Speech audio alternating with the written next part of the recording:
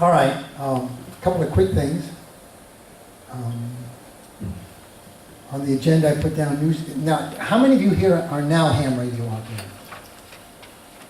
Oh, that's good. How about how many were? Yeah, how many didn't renew their licenses? Well, before I get into that, I'll tell you there's an article, no, not there, there's an article in this month's magazine from the American Radio Relay League that says that we are at a good rate nationwide, 3,000 new licenses per month. I think a lot of them are emergency communication people. Yeah. So we are basically keeping a pace with 2014, which was a really big year. And now there's about 750,000 licenses in the United States. So that's a good thing.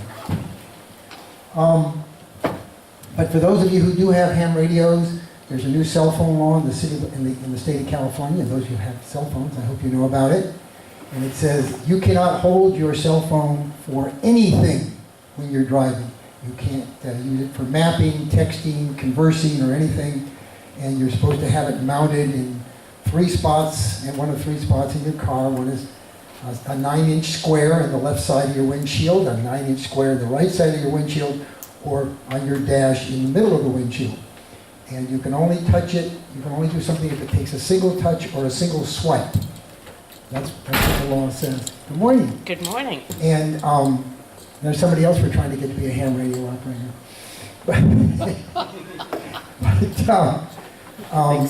And everything was fine in the first of the 5 iterations of the bill. So nobody worried about it. But as it passed through the Transportation Committee and got amended, it got a section that said something about other specialized communication devices. And everybody looked at it and said, oh my God, that includes ham radio. And it includes radios that the cab company uses, Gas company, DWP. all of these utility companies use radios. AAA uses radios. All of these people use radios. And so we got started,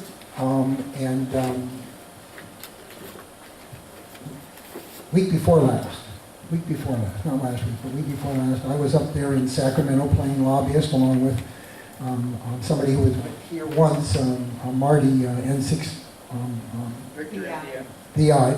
He was one of the people who talked with the emergency services when we had those 4 hams here talking about the different emergency services. So we went up and lobbied Bill Quirk's chief of staff, and she said everybody in the world is calling them, emailing them, etc. So they are going to be amending the bill. They're going to be sending something to the legislative register that says here was the bill was to restrict cell phones. And that's what we're looking at, not other devices, etc. And the CHP is supposed to be putting out a directive on it that says as long as there's a microphone connected to the radio, you can talk on the microphone. So those of you who are radio operators who operate in your cars, this is what you do. If you're going to operate emergency and you got a handheld, like a lot of people do, get a little speaker mic for your handheld so you can operate it from your car. So that's the news on the new law there. In January, I attended a meeting down here, another different meeting. January, beginning of February, I can't remember. Maybe beginning of February. And the Emergency Management Department had all of the amateur radio emergency communication services in the room next door. And it ended up like about 40 people or so, and to say it was a little bit of bedlam is to put it mildly. Everybody was very happy with each other, but just a question of agreeing. So they're all trying to work out frequencies that can be used for emergency communication, and that will apply to all the services and everything, because they do work with ACS, as we know, the Emergency Communication System for the city, and DCS with the county, and ARES with the hospitals, and the CHP has got their thing, and City Council member Bob Blumenfield has his VPREP out in the San Fernando Valley. various other things are going on. And they'll be back next month, April or May, I can't remember. The committee's coming back, and they're going to report on what they did with regards to trying to coordinate frequency. And last but not least, I think this is the one that has it. There we go. Why are we doing this? Anybody still get the Times? Am I the only one that still gets the Times? Yeah. I like it. My daughter, when she was staying in our place, she comes to the breakfast table with her iPad, and I come to the breakfast table with my newspaper. Well, back on Wednesday, they had an article that says, a scary quake fault just became scarier. Oh, Yeah. And that was a fault that is actually two faults, but they may be interconnected, and if so, they run from San Diego all the way up through downtown Los Angeles into West LA. And they say they now understand that this is capable of producing perhaps a 7.5 earthquake. And they say a 7.5 on that fault series will cause more damage to Los Angeles than an 8.4, which I don't know how many times greater that is than a 7.5. It's a logarithmic, and it's many, many times on the San Andreas. So, I mean, and they say that this thing is supposed to go off once, on average, once every 700 years. And the last quake that they saw in that one was in the 1400s. So, They just made that up. you think, but if you can pull it up, it's a very stone that there was an earthquake. Yeah, very interesting way that they figured this whole thing out. It was just absolutely fascinating, the science that we're doing. But so that's what one of the things. Everybody talks about Lucy Jones earthquake, but apparently there's more than one way that the city of Los Angeles can really get damaged, and all of us be left without the kind of help that we need. And that's why I say we've got to cure the city's dirty little secret. They've got lots and lots of emergency preparation for their departments and such, and they left out 4 million people that live in the city. And that's what we've got to correct. Hey, Len? Yeah. So if that quake went off, it would take out the emergency management department. Well, hopefully not. The building here is built on rockers and hydraulics and everything else, so theoretically, this thing could withstand an earthquake probably up to about 7.8 or something on that order, I think.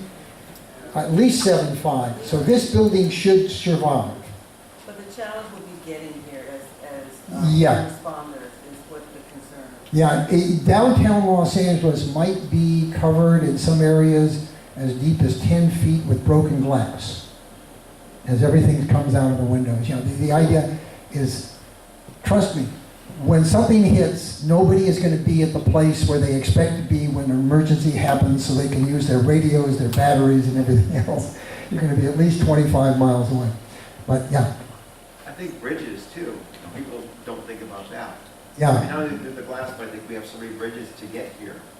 Yeah. Wherever you're going. Yeah. There's a way to get here. I can tell you, I could get here from the valley without going over a bridge, without using a freeway.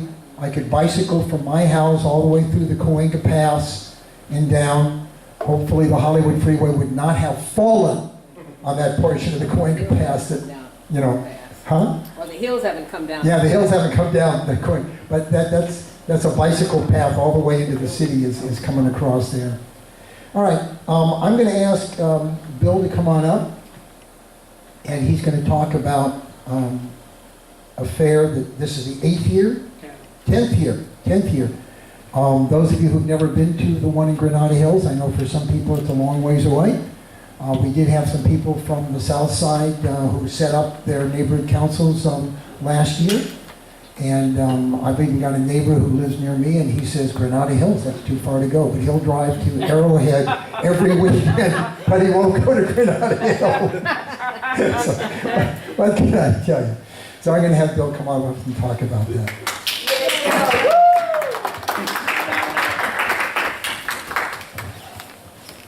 All right, thank you. So since he did mention it, how many have been to the fair at one time or other? Oh, great. That's better. But yes, this is our 10th annual, the Diamond Jubilee. We've been doing this for 10 years now. Primarily, it's neighborhood councils and other people that get involved. But how many of you here are representing or from a neighborhood council? So you all are. Great, great. We have a couple of flyers on the side over here. There's two. One that is specifically designed for neighborhood council members called Pre-NC Outreach. And what that does, it describes to you the advantages of attending and being a part of the fair. There's two ways you can do that. One is by monetary contribution, the infamous Neighborhood Purposes Grant, or NPG. We have those out for a lot of our regular neighborhood councils that have attended in the past. If anyone wants to join that's not here, let me know and we'll get you one when I get home today. They're all ready to go. But you don't have to pay to come. It's free for everybody, everywhere. And if you are a member of a neighborhood council and wish to advertise that fact at the fair, again, on first come, first serve, let us know. We'll give you a 10 by 10 space. You bring your tent, your tables, your chairs, your handout, whatever, and you talk to the community about neighborhood councils. Because all of us know about neighborhood councils. We know what they do. We know how good they are. Your neighbor doesn't have a clue. We see that all the time. Despite all of our outreach, all of our advertising, the elections that we have, very few people know about neighborhood councils and what they can do for your community. This is a great way to let them know. And not only who's in your community, but others as well. What is it for? Why do we do this? It's okay to talk to someone from North Hollywood if you're from San Pedro Neighborhood Council, because it's still a neighborhood council system. And remember, those disasters do not stop at your neighborhood council boundary. Right. And they don't go around San Fernando. Fires do, but disasters do not, along like earthquake, etc. So, in most cases, fires are not disasters. We talk about the difference between emergencies and disasters, of course. Emergencies, you call 911 and sit back and wait for the red lights to arrive with a big red truck. Disaster, you pick up your phone, it doesn't work. You get to your cell phone, you can't find your power. You forgot to charge it last night anyway.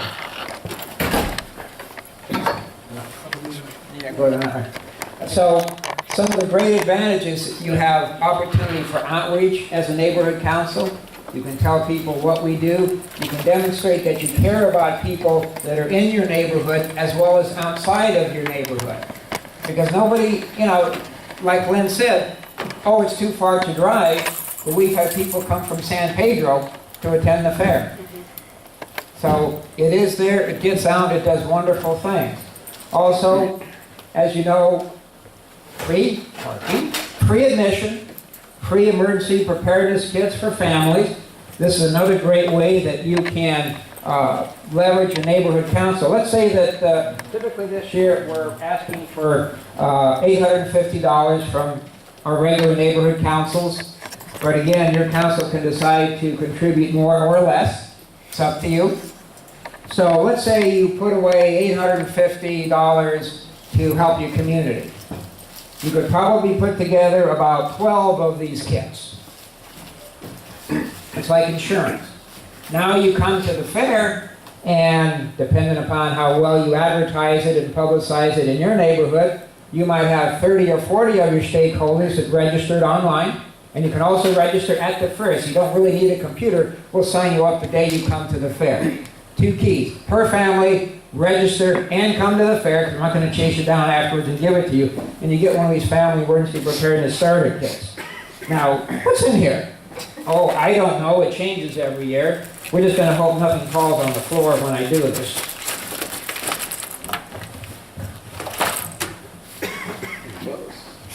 Close. There's what you get. Tons of literature. All of this depends upon when it's available. This is what that portion of your neighborhood funds buy. First aid kit, a lot of other stuff stuck in it. Gloves, goggles. The idea is to say this is not the 3-family, 5-person, 5-day kit. It's to say, hey, I need to think about those things. I need to keep these gloves in here, not put them out in the shed, or in 6 months they're no good. Or, as we see at the fair, a lot of empty packets of water. Why? We provide water. There's fountains there. Why would you want to drink your emergency water at the fair? The glow sticks. Hey, do they really work? Well, yeah, but for about 12, 14 hours and then they're done.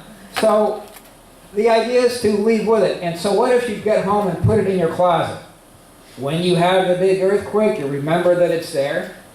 You may say, I don't know what to do with this, but you've got the hat, the helmet, the vest, and the green shirt here. So now you're helping your community. So there's lots of reasons to participate, contribute. It's a way to expand. And if you get bored and nothing else works, we got some crayons. What we put in each year depends. Some of the material we purchase. A lot of it we can get donated, especially the printed material. A lot from FEMA, a lot from EMD, some from DWP. And of course, at the fair, what do we get? We get all the emergency preparedness organizations, the utilities. You can come learn what's happening, ask them what's going on. Our speaker series has been fantastic.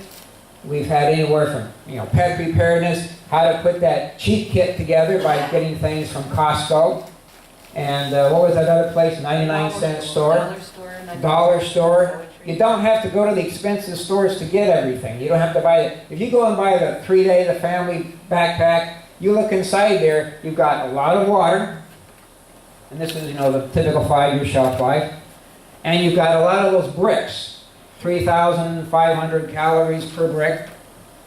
A couple of secrets about those bricks. First, they don't taste really great. And after about 4 or 5 days, they don't.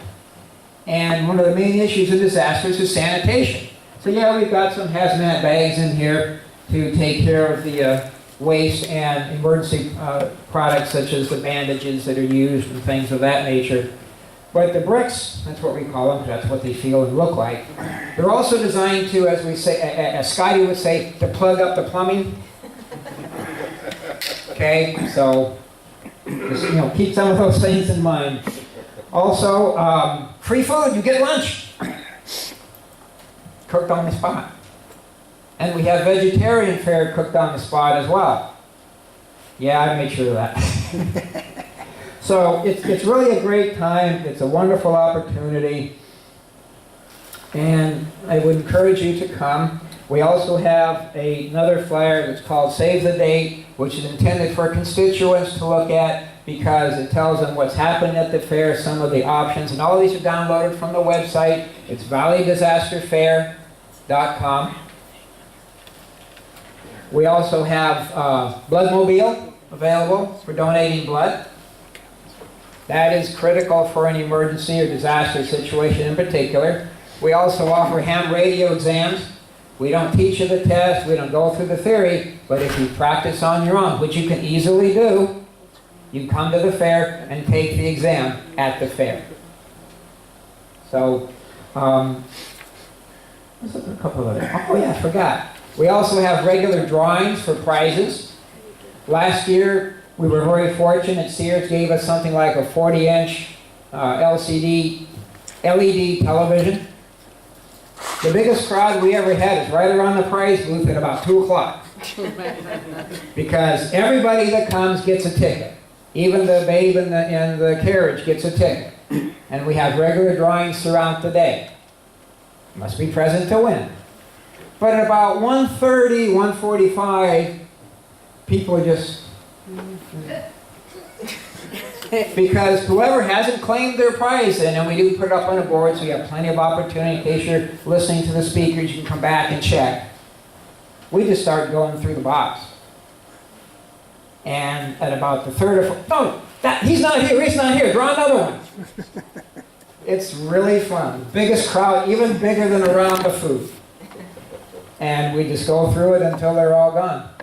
So great opportunity. You can talk to the utilities, and you can learn. You can see what other neighborhood councils are doing for preparedness, how they connected with their neighborhoods, what programs they offer. Hey, that's a great idea. Let me take that back. And of course, you give out free stuff, sign up people. Because we do registration online or through computers, we connect with a program that LA City provides, so we know what neighborhood council you're in. So we send them a customized letter. Welcome to the fair. Here's all the great things. Here's your neighborhood council. And here's a message from your neighborhood council, from your outreach, your EP chair, your president. We also say, and you're in council district so-and-so, and here's a message from your councilman, or council member, I guess I should say, their website and their contact information. Another great opportunity. And because it's on a computer, when we've relaxed and recovered from the fair, we send your neighborhood council a spreadsheet that has their information. Address, name, email.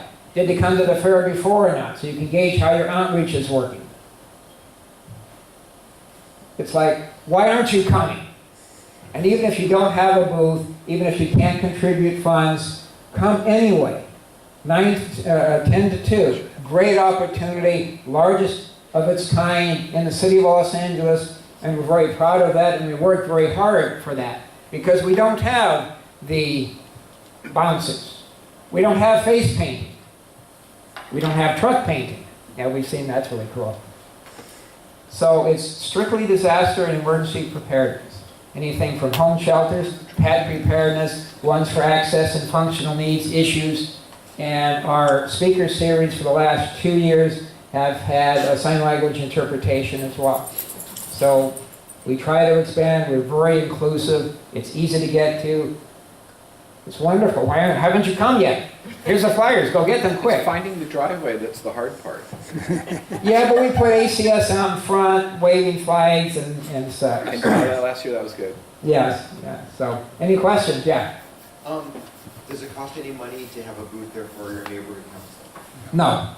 We encourage the funding because it helps provide for these kits. Just to give you a ballpark idea, to put the fair on the way we've been doing it successfully, it's $30,000. Okay? So contribute a few of those taxpayer dollars to help your constituents. And keep in mind, we were talking about this yesterday. I know a lot of neighborhood councils, and I understand the reasons because I'm one, that we need to do things in our area. That's kind of the charter, that's kind of how it's been pushed down by the Department of Neighborhood Empowerment, and that's good. But remember, you go between neighborhood councils, areas, you shop in one place, you live in another, you work in a third, you own property in a fourth. Let's say it's about 4:30 on a Friday and the big one hits. Ouch. You know how many people are going to be, in our case, on Balboa trying to get to the freeway? Those are all possible rescuers or injured individuals. Same thing with your community. So it's kind of like we say in Jumpstart and Map Your Neighborhood, wouldn't it be nice if your neighbor was as prepared as you are? Because despite all we want to be, we want to be the ones that go out there and save the world, we might be dead and unable to save it, or severely injured, and we need a neighbor to help us. That's what this is partly all about. So it's not just how prepared we are, it's how prepared your neighbors and those around you are, and in your community and in businesses as well. So, questions? Grab the mic, so, because we are recording, just turn it on. Little switch. I just wanted to say that last year, it's still not working, I don't think. Just talk loud and I'll repeat it. I just wanted to say that last year we had over 3,000 attendees at the fair. We fed over 2,000 people free lunch, and we gave out, was it 1,200 of the kits? 1,200, yes. Yeah. And we're hoping for it to be bigger and better this year. And that's what we're planning. So please, come get involved. It's a lot of fun. And it's only 4 hours out of your day. And also because of that, obviously things are limited. We don't have a store behind us with these in them. So we are limited to that first 1,200 or so that register and attend. So yeah, we do have a big long line out front waiting to get in. But if you want to sign up for blood or even see if you're eligible, we let you in at 9 o'clock to kind of get a head start. Hang on. Yes. So that was my question too. So how do you get a bag and how do you sign up, or can you just show up? You can do all of those. Online registration opens on July 1st, as it says on the flyer. That's at valleydisasterfair.com. If you don't have a computer or don't have that 10-year-old next door that can do it for you, you can come to the fair and register right at the fair. Once with that, you then go get your kit. And if you do bring the register ahead of time, we also have a little extra kind of like bonus gift for you doing that, what makes it easier for us, because now we've got this working pretty well. You bring your voucher, which you print out, and it's emailed to you as soon as you sign up. If you give us a valid email address that doesn't have a spam filter on it, we scan it. It's got a barcode. Is this Joe? Yep, okay, here you go, and you're off. Otherwise, it takes a few minutes to, type that information in. Yeah. 2 more quick questions. Good to see you. Thank you. These things are great. Thank you so much for putting those together. I just have one quick thing. Now that I've had the CPR class this past weekend and so forth, if you could get face stamps in there, in addition to the other stuff, that would be awesome. Because, do you know what I'm talking about? Yeah, we do. Okay, thanks. One more. And there's also, of course, as we know, in disasters, unless it's your family, you pretty much aren't going to be dealing too much with CPR, because once you start, you can't quit until you're pooped or they're totally dead for sure. And now you don't get to save anything. As we all know from CERT, how many have taken CERT? What's the motto of CERT? Greatest good for the greatest number. That's why the fire truck is going to look at your house and say, yeah, it's on fire, keep moving. Yeah. And there's a, in the back, hold on a second. Someone in the back room's got the mic. Yeah, apologies if this was covered. Do you want volunteers from other councils? Of course. We always need volunteers, especially for setup and tear down. Also, the week before, we put these kits together, folks. We don't buy them that way. We'll be at New Horizons. I forget the date. It's Friday before the week before the fair, on the Saturday on the 7th. So probably 28th, 29th, something like that. We start early in the morning to get everything set up. We invite scout groups and other organizations and youth to come after school at about 3, and yes, there's still plenty of stuff to do then. So we fill up a panel truck with these guys. Okay. September 29 is Kid Prep. If you're interested in that, email me. It's on the flyer. All the emails come to me regardless of what they're. One more question, then we got to go on. So who hasn't had a question? I'll be around a little bit later as long as my righty's here to answer anything if you're still around too. So thank you. What agency do you use for the blood donation? I'm sorry? What agency do you use? Cedars-Sinai. Yeah. And just so you know, we contacted Red Cross several years ago. They don't do mobile blood mobiles on Saturday. Yeah, that's right. We spent a lot of time trying to find someone. We hooked up with Cedars-Sinai to say, when would you like us to be there? That's a wonderful opportunity. It's amazing. 2 years ago, we cleared, or I guess it were to be interviewed, 39 people, collected 34 pints. So it's a tremendous benefit. How about Sundays? We don't do the fair on Sundays. I know. And we don't rotate the fair from community to community. It takes 11 months to put this thing together. Yes? Is this email live now? The emails are live all the time. Registration will be active on July 1st. Yeah, so don't call me, hey, can I sign up now? No. Is there a comparable fair on the other side of the hills? Not that we know of. There are, a lot of communities and organizations, and if you sign up for my email, I'll send this information out as we get it. There are several, emergency fairs, preparedness, safety fairs that incorporate some of this, but not quite to the level that we do. But there are a few, yes. I think there's one April 1st, I think, are coming up real soon, that's in the West End. Where what? Yeah, on Sunset. Safety Fair has some speakers, also has some of the other things that we try to steer toward. So we have everything here. We got free kits, free food, free parking, free time, free speakers. And we also got free water too. So it's really cool. You get to see DWP's electric diorama, how to be safe around electrical power, a puppet show by Red Cross that helps the younger children deal with fire safety. We have Shaky Quakey. It's really neat to see. And remember, the last earthquake was, 22 years ago? Anybody younger than 23, 24 has no idea what we're talking about. So they're dragging their parents to come in, and their parents don't want to go. But that's really fun to watch, too. Anyway, somebody else is up next, so while he talks about that, I'll put all my goodies back together, and if you want to see the kit, you will. And of course, you realize that since they are dated, they become collector's items. Oh, good, he's gone. I can keep talking. Any other questions? No? He's back. Thank you. Please to the microphone. All right, thank you. Thank you very much. Thank you, Bill. And by the by, you see those water packs he was holding up? They have now stocked my bags in each of my cars. I have at least 5 bags, 5 of those in each car, and I collected them at the fair. Are they successive dates?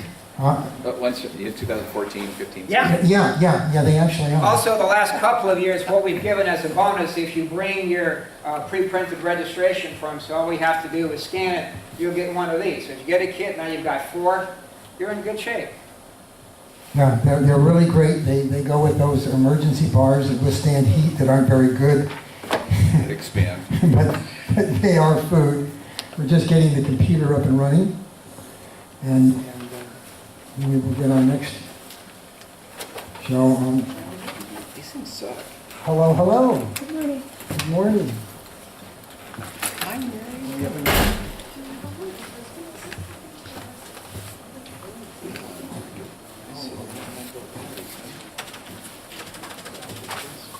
So if any of you have any contacts with businesses or organizations that might be interested, that are first, strictly with disaster/emergency preparedness, and that might be interested in exhibiting at the fair, or can provide a product that we can include in the kits, please get in touch with me. It's a great opportunity for them. The other thing that I also need to mention is we don't permit selling at the fair. None of these exhibitors are going to be trying to hawk their wares and say, oh, come over here, special fair day pricing only, get this, get that. So there's no pressure. It's a very easy day. All you got to do is worry about things like sun, wind, the usual stuff. Our technical expert has gotten the computer back up and running. Wait a minute, you just took my agenda. What did you do with my agenda? I did? Well, there's some more over there. No, they're all gone. They're all gone. That's why I kept one. Oh, here you go. I'm just trying to keep it clean for you, Lynn. I'm sorry. It's free. Yeah. By the way, we do go there. We get there early enough to set up. Everybody's marked. They do have a map of exactly where to put your pop-up. And as long as you bring a couple of people with you, everything will be great, because one person goes off and gets lunch for everybody else and things like that. I don't know if you mentioned there's also not lectures. I guess they're Speaker lectures. series. Yeah, we talked about that. You did, okay. Yeah. And they trapped me into one. So all in all, it's a very, very good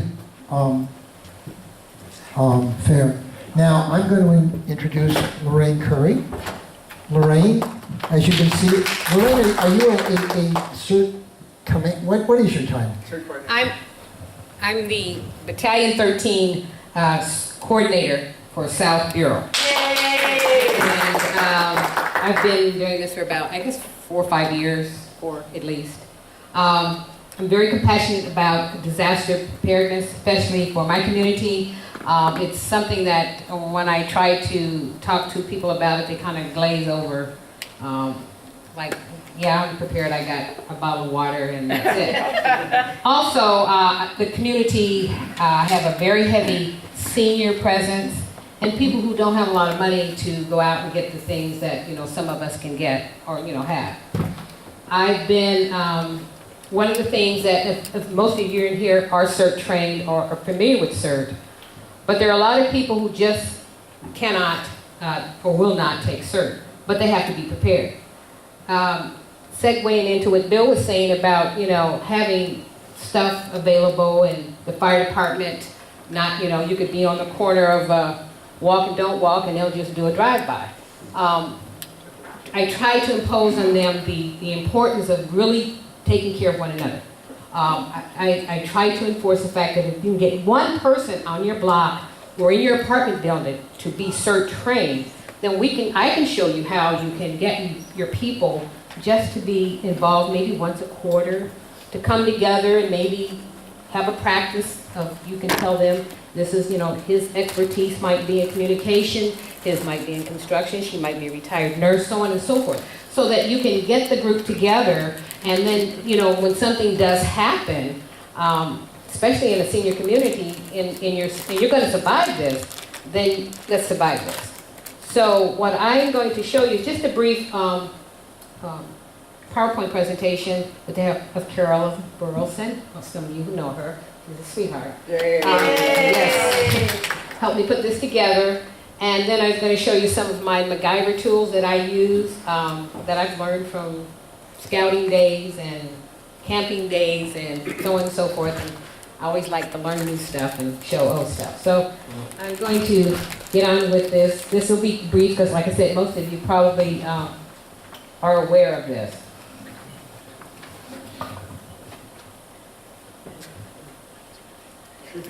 Where'd you go? I'm here. Oh, there you are. Okay. Okay, that's fine. Guess it's not the win. Since we're in neighborhood councils, we're all over the city, and some of us have areas that, of course, that are more dangerous than others. Some of our natural hazards, as you can see on the board, and some of you have experienced them, especially those that might live in the foothill areas, where we tend to have fires and floods after, you know, rains and so on and so forth.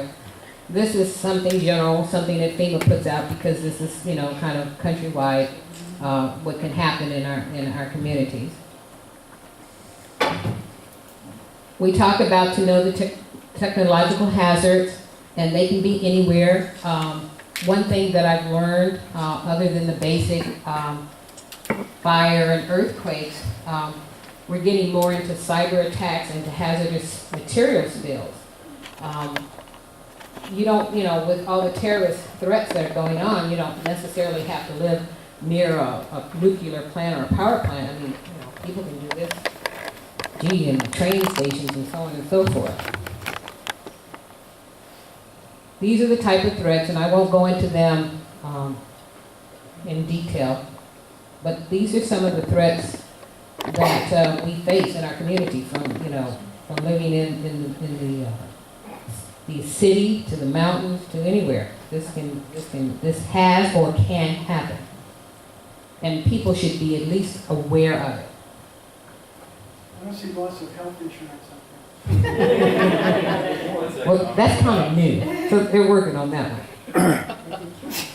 Prepare your family, and the Prepare Your Family Emergency Plan. I live with my sister and my 94-year-old mother and my 2 dogs, and we have a plan. I mean, not because I'm a part of CERT, but I've always had a plan. When my grandkids were young, and they would come over, and I would do drills with them, and you know, they thought it was kind of corny, but it kind of paid off for some of them. So I think it's important that if we can get even our seniors or, you know, people to just have a plan within their own homes. It doesn't cost anything. You know, you sit down and you just make a plan, whether it's a plan of exit or a plan of next of kin, or how to put your emergency supplies and equipment together. One of the things that sometimes people don't think about, and I think it's important, I'm also with the American Red Cross. One of the things that I always encourage people to do, and everyone doesn't have a computer in my community, so they don't have access to flash drives and computers and emails and so on and so forth. So I encourage them to take copies of their driver's license or California ID, your medicines that you take, Social Security cards or passports, home insurance, anything like that. Take copies of them. Right. Your glasses, prescription, things like that that pertain to you.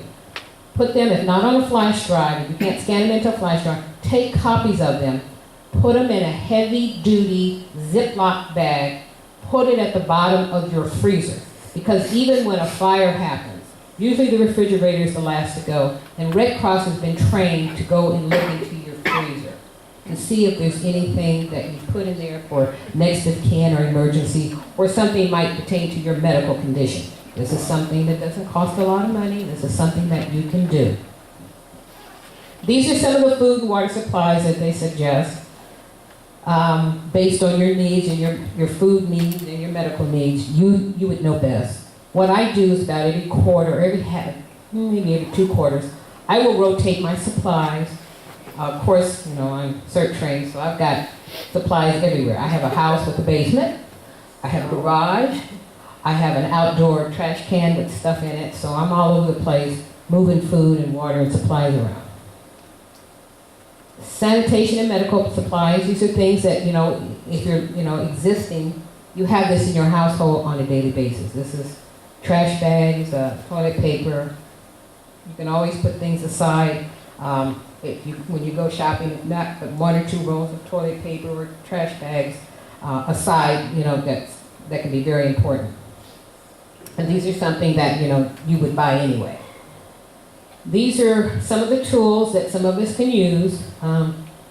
As you can see, there's a lantern. I have one, of course, because we used to camp a lot.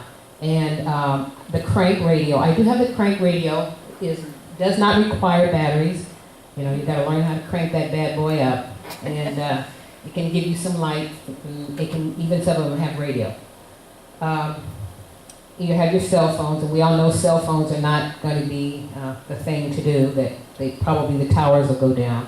We always encourage people to have out of state or out of city or out of country contact if possible. Make a plan if you have family or friends that live in another area that you guys can all check in with them. So I have a friend in Atlanta and he's our contact, so everyone has his number to say, hey, we're okay, that sort of thing.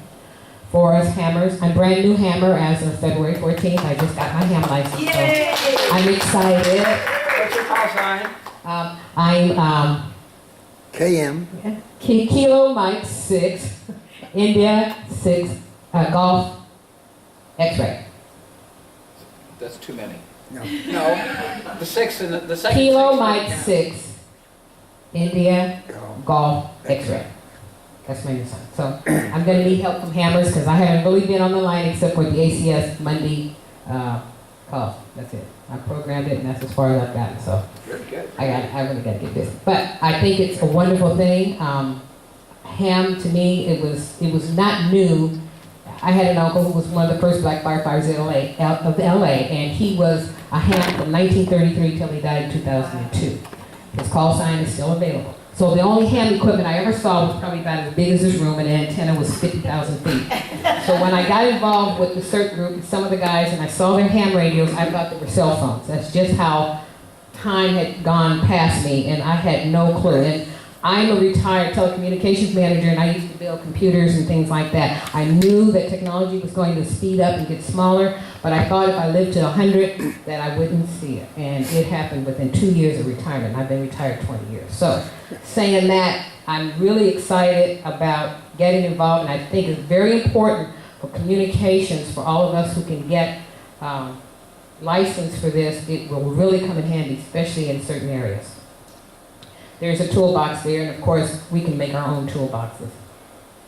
These were some of the special needs I talked about. Babies, pets. One of the things that I tell people also, it doesn't have to be an earthquake to be a disaster. We've had power outages, and lately in my community, we had a power outage, I don't know, it was like 2 days. I mean, that's not a long time because I'm prepared. But it's a long time when you have children. And everybody's got electronic devices. All the kids got gaming systems and iPads. Can you imagine if you're home with your child and it's day 3 and there's no power and they can't charge up their things? They're going to drive you up the wall.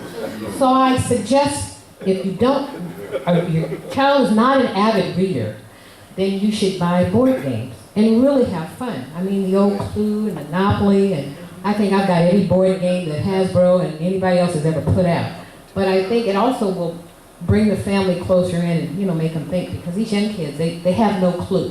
They're just electronic geniuses or whatever. For those of you who have breathing apparatuses, I have a handicapped granddaughter, and she has a respirator, and she's got all kinds of stuff. So I'm always making sure that my daughter has a generator for that. Things you have to think about, batteries for hearing aids, eyeglass prescription, pets. I have a kit for my pet. I have a little doggy bag that looks like an old hospital dog bag, and it's got all kinds of goodies in there. I have older dogs, and one of them is on arthritis medication, so I have that in there. And these were some of the documents I was talking about, putting them in a bag if you can't scan them, or put them on a flash drive and put it in your pocket or around your neck. These are some of the things that you might want to think about that will make recovery much easier. Because of Katrina, the last major big disaster, a lot was learned from that. Because of a lot of fraud, a lot of checkpoints have been put into place in terms of recovery phase. You can't just come up and say, hey, I'm John Doe, and you have nothing to prove. This will expedite your recovery phase a lot faster if you can have this information somewhere, because, like we all talk about it, the disaster that will hit will probably be at a time and place that you don't have access to all this stuff. Prepare and grab and go emergency kit. Okay, Bill talked about some of that when he talked about the bags from the fair, but also I talked about the bags that you can make for yourself. The Dollar Tree store, the 99-cent store can be your best friend. You can buy gauze and bandages, you can buy flashlights. I always encourage people, especially the elderly, to carry maybe a small whistle or a small flashlight on a keychain. You can be in a situation where you're alive and well, but no one can hear you or see you. If you can blow a whistle, or if it's dark and you can flash your light, that sort of thing. Something as simple as that can be a lifesaver for you if you're kind of buried under something and no one is, now we're getting to the recovery phase of it. You can keep, like I said, in your keychain, in your car. We've all been told we should have extra this and extra that, and everybody glazes over, but it's really important. In your automobile, of course, everyone doesn't have an automobile, and I recognize that, of course, and everybody's not crazy like me. My truck probably has enough in here to get us all through the next 3 months. But I do have, like the porta potty you see up here, I have the porta potty, I have 2 of them because we camp. I even have the camping potty tent and so on and so forth. But some of these things that people have in their homes, like the gloves, they're inexpensive.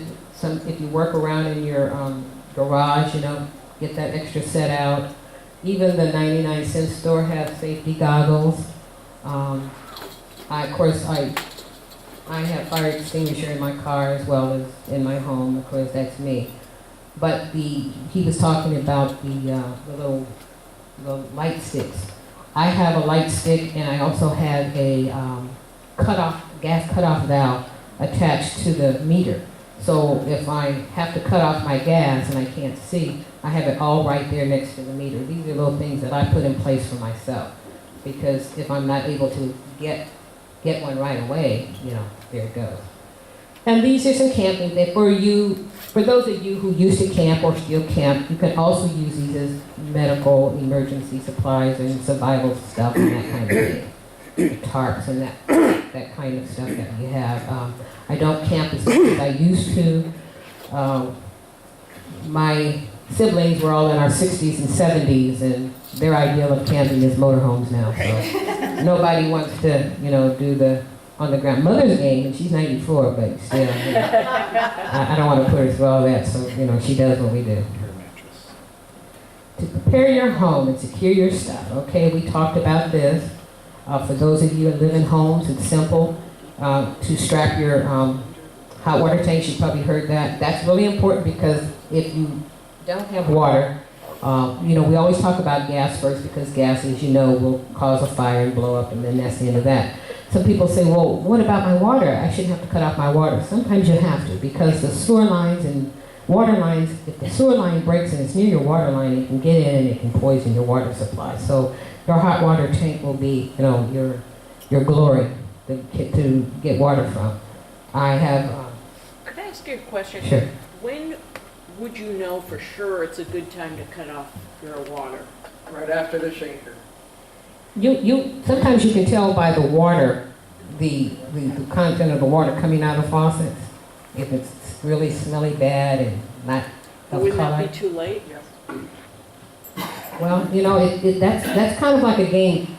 Well, if you're not running your hot water tank and it's full, theoretically, no more water will flow into it. Right.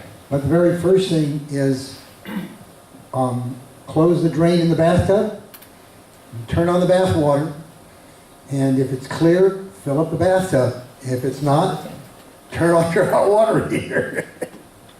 But Bill is right.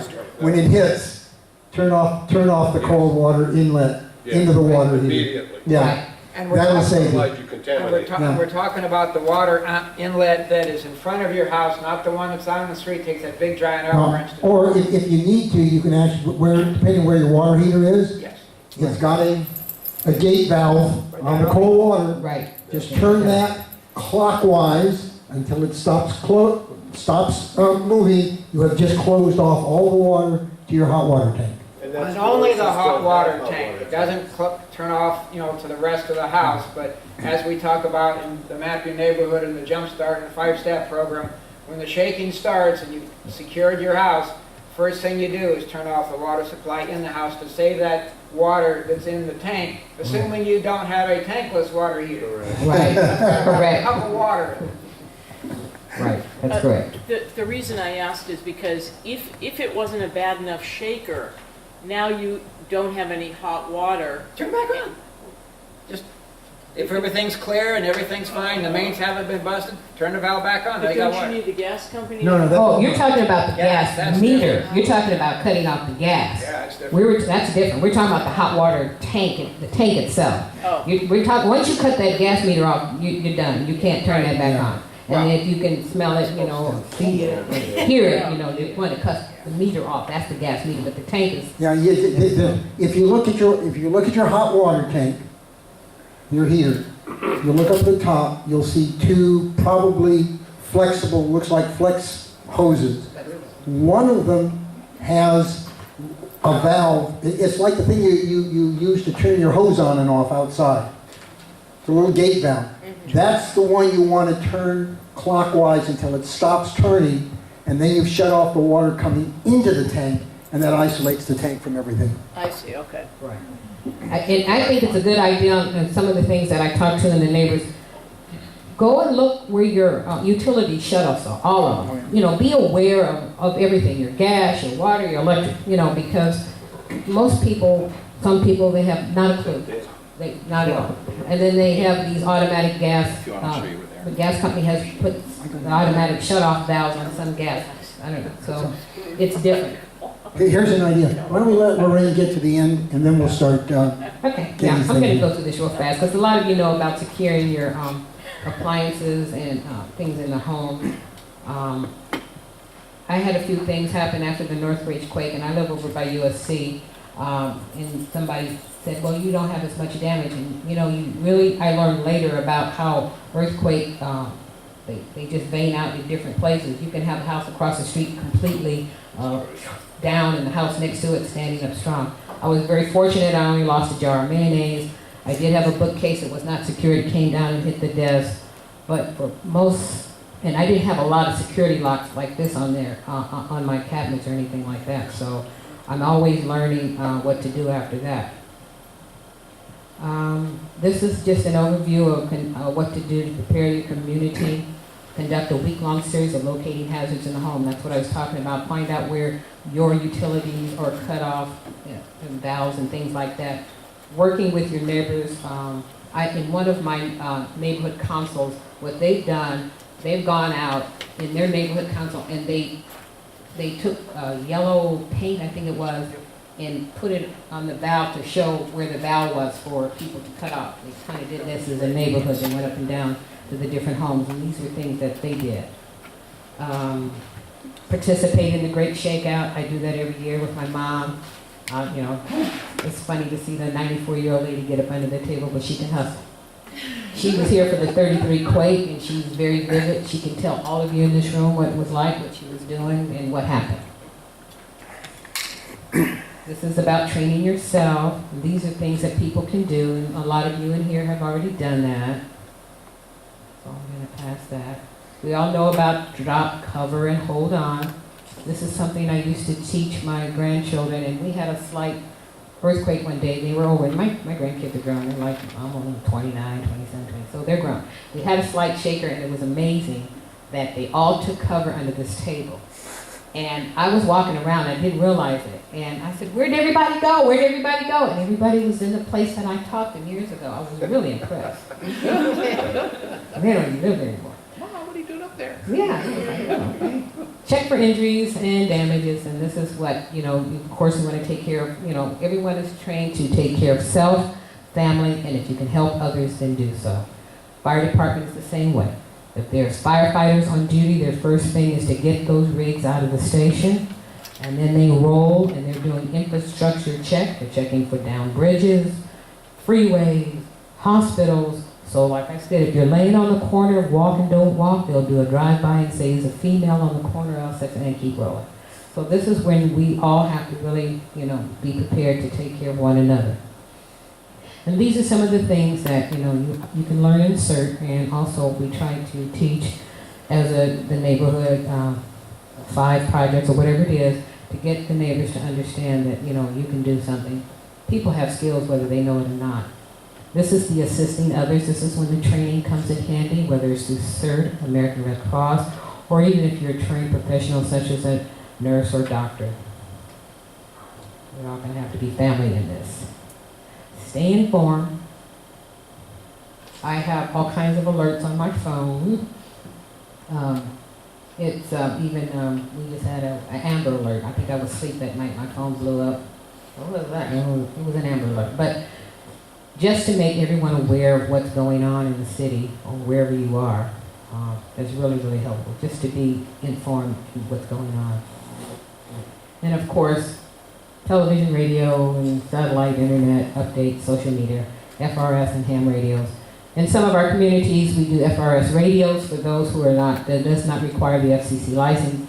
And we have, let's say, Mr. Johnson on the other corner, he lives in the block of Ms. Smith. And once we do kind of like radio checks, we play with the FRS radios and we determine what channel we need to be on in the event. So he can check on this side of the neighborhood and she can check on the side of that. And that's something I think everyone should, you know, really kind of get involved that can. The recover, clean up, and this is for all of us who have survived. I have a son, one of my son-in-laws, he survived the Northridge quake. He lived in Northridge, and he had I forget, 50 gallon, I don't know how many gallons it was, aquarium. And that thing broke into 1,000 pieces. And unfortunately, he jumped up, and to this day, he still suffers from his feet being severely cut. Because he didn't, you know, he got up, he just thought about his tank, he'd hear it crash, and then he said the building was starting to pancake. So, but he jumped up with no shoes on, and see, these are kind of things you have to learn. So now he keeps heavy-duty shoes by the bed. We're talking about, you know, this is where it depends on, you know, the recovery phase of it. This is something you want to think about if you survive, and we are going to survive. This is to get on with our life. Something like an earthquake can be very devastating, especially I think for some of the people who were not here to experience anything like Northridge or before, or for the young people who have never did it. I think the day of the Northridge, my grandkids were over because I was going to take them to a parade. They were spending the night, and you know, they kind of were freaked out because their bedrooms were upstairs. But you know, my sister, she talked them into. She was very calm and cool. I was really impressed how she got them to calm down. And she said, you know, if we live in California, this is what to expect, and blah blah blah. And she said, in fact, we're probably going to have the aftershock. As soon as she got out of her mouth and started shaking again, but she got them to really be cool and calm, and you know, and this is something that, you know, we have to really be prepared for. Some of us don't know how we're going to react in a emergency situation. I've had the opportunity to be in a couple of situations where people, even trained people, kind of lost it. I know that if you could be thoroughly trained, but you know, sometimes you don't know how you're going to react. Or sometimes if you get involved with some of these refresher type courses, or I've been in with the Metro people, we've done, down in the subway, we've done some play games there, simulating a fire or a terrorist attack, and they tell you what to do. But then sometimes one of the things I thought about, wonder if we were all told what to do, we were guided through the tunnels and that sort of thing. But my thing was, wonder if somebody really would have panicked and start pushing people, even though they de-energized the tracks. In the event of an emergency, that track wouldn't have been de-energized. And if somebody came through there and started throwing people over, they would have been toast. So, you have to think about people around you who would really kind of lose it. So these are some of the things. Some of the resources here, of course, Homeland Security, Emergency Management Institute, and that sort of thing. One thing about all of this with the ICS, which is the Incidental Command System, they're trying to get everybody nationwide on this in the event that if we have a system in place in the event of an emergency, that if and when first responders show up, we can hand off the information to them and it would make sense. Of course, with the LA Fire Department and the CERT program, most of you, Captain Wynn is our commander, he's a sweet old man, and CERT classes and training and those sort of things, and most of you. And then there's me, and that's it. And then one other thing I just wanted to show you is some of the MacGyver methods that I use. I have shown people that they can do for themselves.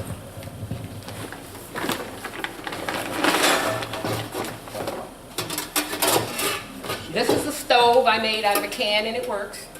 You just take it. You can put a candle on here. It gets hot. Now, the solars now have come out with a solar stove. But you know what? A box and foil works too. And I've done this. I've baked. Yeah, it's just aluminum foil and a box. And you can work this out to make your own little oven. How does it get in? It heated up the stuff I had in there. You put a cover on it, and if you have sunlight, it's a solar oven, basically. Yeah, it becomes a solar oven. Yeah, it's really cool. It's really cool. But try it. Go home and try it. But I'm missing some information. How do you get that to work, to cook? And what would you cook in it? What did I put in here? Cookies. No, I didn't bake. What did I put in here? I think I put some bread or something in here. You can Google it, it's true, there's a million different versions. Yes. We did have this at the fair. You line it with foil, you put a clear cover over it, and you keep it aimed at the sun. You get up to 250, 300 degrees inside. So when you say a clear cover, are you talking about a piece of plastic, a piece of... Plexiglass would work, a piece of plastic, some of the material used to cover your food in an oven, Right. so that it's heat resistant. So just like plastic cover, what do you call it, saran wrap? I'm not sure that would work because it would get too hot. It gets too hot, yeah, they would melt. But, he says they can get up to 200, 300. That's pretty warm. It's not, your 350 and above. But, you leave it in the sun long enough. We're talking about you don't have any way to cook in your home. We're talking about let's make do. Saran wrap will be okay, it won't melt. Okay. Yeah, it keeps the moisture. It depends on what you're cooking. Also, one of the things, and this is some stuff I got from the 99-cent store, this little crowbar. Some of us have this in our car. This is breaks your window and cuts the strap to your safety belt. I keep that in my car as well. And then this is one of the little light sticks that Bill was talking about that you can buy. And this is some of the stuff that women can carry in their purse as well. One of the things that they found out from the Katrina was, this is a marker, black marker. Most of it you can get it anywhere. You guys know how hard it is to take this stuff off of you. One of the things they found that when Katrina happened, people were handing off their children and those injured to first responders. They had no clothes or they had no identification. If they would have been able to write a name, a contact information, a number or something, it would have made the recovery a lot faster. Some of the, this is that hand stuff, the hand sanitizer. This also can be alcohol. You can, if you had to start a fire, you can start a fire with this. You can also kind of take off some of the Sharpie stuff. Gasoline and cotton balls. Okay, this is just a handkerchief. Sometimes, you know, it might be where you have to wet it, put it around your nose, or it's smoky, something like this. I even keep safety pins in there.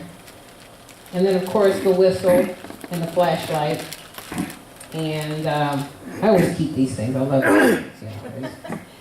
These are just, you know, you get these at the 99-cent store, different sizes, you know. If you get them longer, they go over a pair of pants. Yeah. And I always keep one of these emergency blankets. You know, sometimes people don't know how this stuff works, but I always buy stuff and try it. I always kind of like to, you know, do stuff to see how it really works. And these really do work. I used to use these. I'm an ex-marathon runner, and so these were really great at the end of the run because by the time I finished, I was like dead, and it was like, you know, this is the only thing that would keep me from freezing to death. So, but these really work great, and these little bags, you know, some people just to have a small bag to keep. I have one for my mom to have stuff, even though I have stuff for her. You can get these at the dollar store. They're just a drawstring sack that you can put some of this stuff in that you collect. That's, you know, near and dear to you. You keep it on the handle of a door, and closet, or something that you can grab with you. You know, you might want to put one in your car. Since I travel a lot, I have other stuff in my car, so I might end up here all night, and then if I have to spend the night, I can still brush my teeth and wash up because I have stuff in my car. So, you know, I take it to the extreme, but I just put it out there for things to make you think about what you can do. So, I think that's all for now. Anybody have any questions? I have Okay, another let's question. start, grab a mic, we'll start up here. Well, on the side of it, there it goes, my turn. Just to refer back to your stove, what do you use to cover that with? Like what's around the house that you could find quickly in an emergency? Or do you have to go out to a hardware store and buy a piece of plexiglass?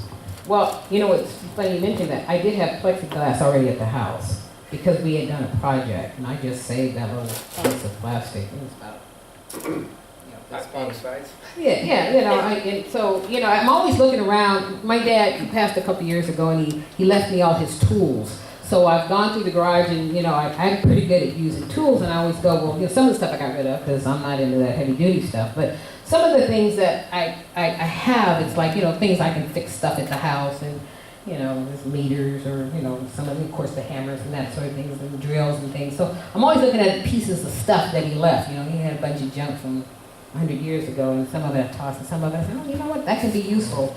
So sometimes you have to look at what you have in your home to say, would this work? You know, could this be a part of a survival kit? And that's kind of like what I did. I don't think you'll have any trouble finding glass. No. But big enough That would be an is. issue. Yes. Pick up one of the panes that came out of the window. Yes, and that, you know, as we all know, for some of us who have been in the scouting days, you put things Comment to on find. that. Broken glass is about the sharpest thing there is in the universe. We used to use it for cutting thin sections in electron microscopy. You want to be real careful. It's a good way to Slice your right hand, through the yeah. radial artery. Okay, What you're actually doing is you've got a science fair project, they're demonstrating global warming. yeah. As the sun comes in, and et cetera, et cetera. If we're going, But anything. somebody grab a mic so that we can record. No, there's mics all over this place. Okay, back here. Can I? Okay, other than the comment, you got a question? Yeah, okay, well, the first thing is, it would be nice if you would give Len that PowerPoint that you just showed. You might want to take your personal identifiers off of it so that we can pass it around.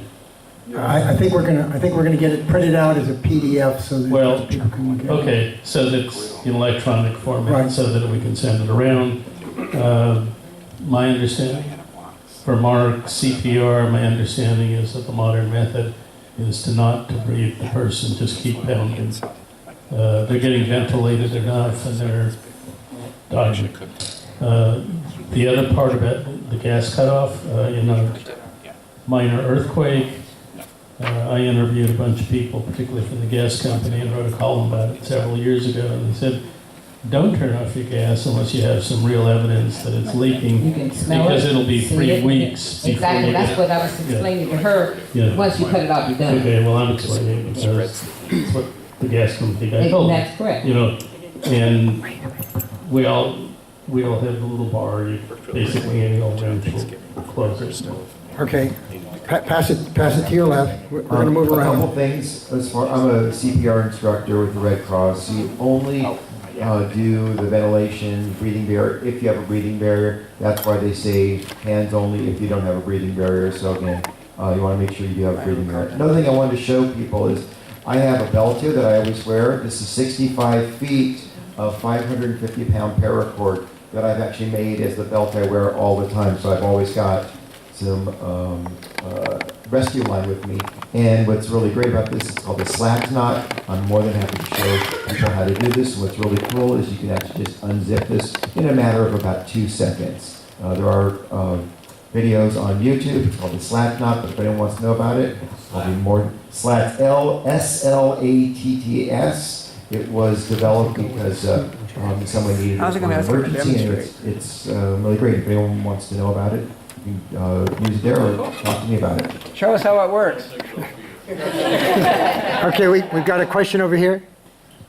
Somebody, Pat, give him, your mic is right next to you. In front. Right in front of you, right here. There's a microphone. Yeah, just turn it on, the red light's on, it works. Yes. Okay. Yeah, a couple of things. One, I realize you're going to make that up. Did you say you're going to make it up as a PDF and send it out? It would be nice. Some of us probably have presentations that we do. I like yours because it was nice and short and sweet. We could do it at a committee meeting or even for the neighborhood council. Could we cajole you into sending us a copy of your PowerPoint so we could use it? What I'll do is I will ask Lorraine if we can do that. You're plugged into the computer right now? Yes, it's still, Okay. I did take it out. I'm one of these funny people. I have a 16-gig flash drive in my bag that I always carry, along with the little one that's got various things, including my medical, this is who gets to make a decision for me. Right. So I think I can get that and pass it out to people. Right. A quick announcement. Greg Horner, who is my vice chair, usually comes to the meeting, and he's with LA Fire and has got us a CERT training class that starts. We have a few openings. I know, I've So got it's one like that going to too. be I our think it's Silmar 56. CERT team. Starts May 3rd, and if you have some cards, if you're out in the valley and you've got somebody that needs to get trained, we've got a few slots left open. Okay, thank you. Okay, Bill, you had a chance. Let me go out. Right up front. Have you got a mic? I don't. Who's got the mic? Here's one. Here it I is. got 2 more. Now you got a lot of All mic. right. I just want to thank you. I have a comment Okay. too. I just want to Thank you so much for coming and Go around speaking. the I room saw after you that, at the yeah. It's okay. neighborhood council, it was like the 2016, the neighborhood congress. And along speaking with Linda Pruitt and Mona Curry. And you are just a phenomenal speaker. And I just want to thank you so much for coming and for doing this today and spending your day with us. Okay, hang on. We got a mic back there? I do. Introduce yourself. I am Michael Binko, and I'm with Sherman Oaks Neighborhood Council, and I'm also a presenter for the Red Cross for Disaster Preparedness. And I sent this to Len when I got this invite, that the Red Cross provides this basic presentation, very similar, for free to any group of 20 or more in Los Angeles. And it's one of the great resources that's really not taken advantage of. So what we're hoping is that the neighborhood councils can prepare themselves and their constituents for disaster preparedness. And basically someone walks you through this in a half-hour, an hour program.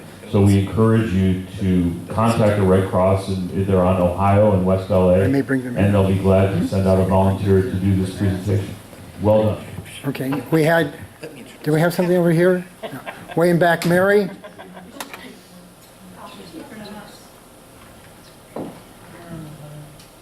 Red means on. Yes. I remember the 94 earthquake really well. And I did get a call from the city at that time. It was like just a couple hours after it happened, because it happened in Northridge. I live in the valley. And they requested that I find toys and coloring books and teddies and all that kind of thing for children, because they were so traumatized. And so it would be good to put something like that aside. Sitting here thinking about it, we were just discussing half the pop-up tent so that people could see from a distance, or just shelter for yourself. And a few real blankets that are very thin anyway with the aluminum foil, you know, to keep you warmer. But these little things and those pop-up tents today are so inexpensive and they don't take up much room. But I'm just thinking it's just a little more comfort in the time of trauma, because it was pretty horrific. And so I think that might help as well. Bill? Okay, I'm going to get away from the mic for just a little bit. One of the things that she had mentioned that is available too on SoCalPrep.us, which is our site, we have about 14 pages of emergency preparedness checklist. I know everybody has a checklist. We kind of try to combine everything into one. You can download them either individually or as one group. Covers everything from nuclear safety to the GO kits, to vital records, to taking care of your house, what to do after, before an earthquake, what's safe in your refrigerator and freezer when the power's been out for a long time. There's also the 21 weeks to prepare by Red Cross, which every week you take a few bucks, you buy a few little items, put $1.75 in a jar, and at the end of 21 weeks you got a pretty good kit, and you've got enough to buy that crank radio. But keep in mind, with the crank radio, that's great for the little kids to keep going because it takes a lot of cranks for very few little amounts of time. So keep that part in mind. Also included in that packet is information on the CERT program, and also an item on pet preparedness. Another thing your neighborhood councils might be interested in doing is called the File of Life. This is fileoflife.org, I believe it is. You can buy it in various organizations, whether it's one sheet inside, multiple sheets, color, not color, includes a magnet, a few extra cents. You get a sticker that goes on your on the window, so when fire personnel attend, they know that you have this, and it sticks on the refrigerator. Yes, it won't work on the stainless steel models, but you can find some other place in your house to put it on, and it's a great outreach opportunity for your neighborhood councils. One last thing that she had talked about was earthquake and home hazard hunts, and I'm going to set the mic down. This we included in our emergency preparedness kits. It's also available. Oh, look, there it goes. Well, we're testing it. See, that says this building is slanted. Len, you've got to fix it. The table's slanted. Anyway, earthquake, home hazard hunt, great for kids to go find out all the potential hazard. But the really answer to that is turn it over and you've got the answers. Okay? And it is available free. You can order it from FEMA or come to the fair and get a kit. We'll have it in there. You're from Hasbro? I don't know about Hasbro. Where did you find the first thing you were talking about? I'm sorry? Where is that? This list? On our website, SoCal Prep for Southern California Preparedness .us. Wait, what? Yeah. That's the website? SoCalPrep.us. It's on the bottom of the flyer. Yeah. Okay. Got it.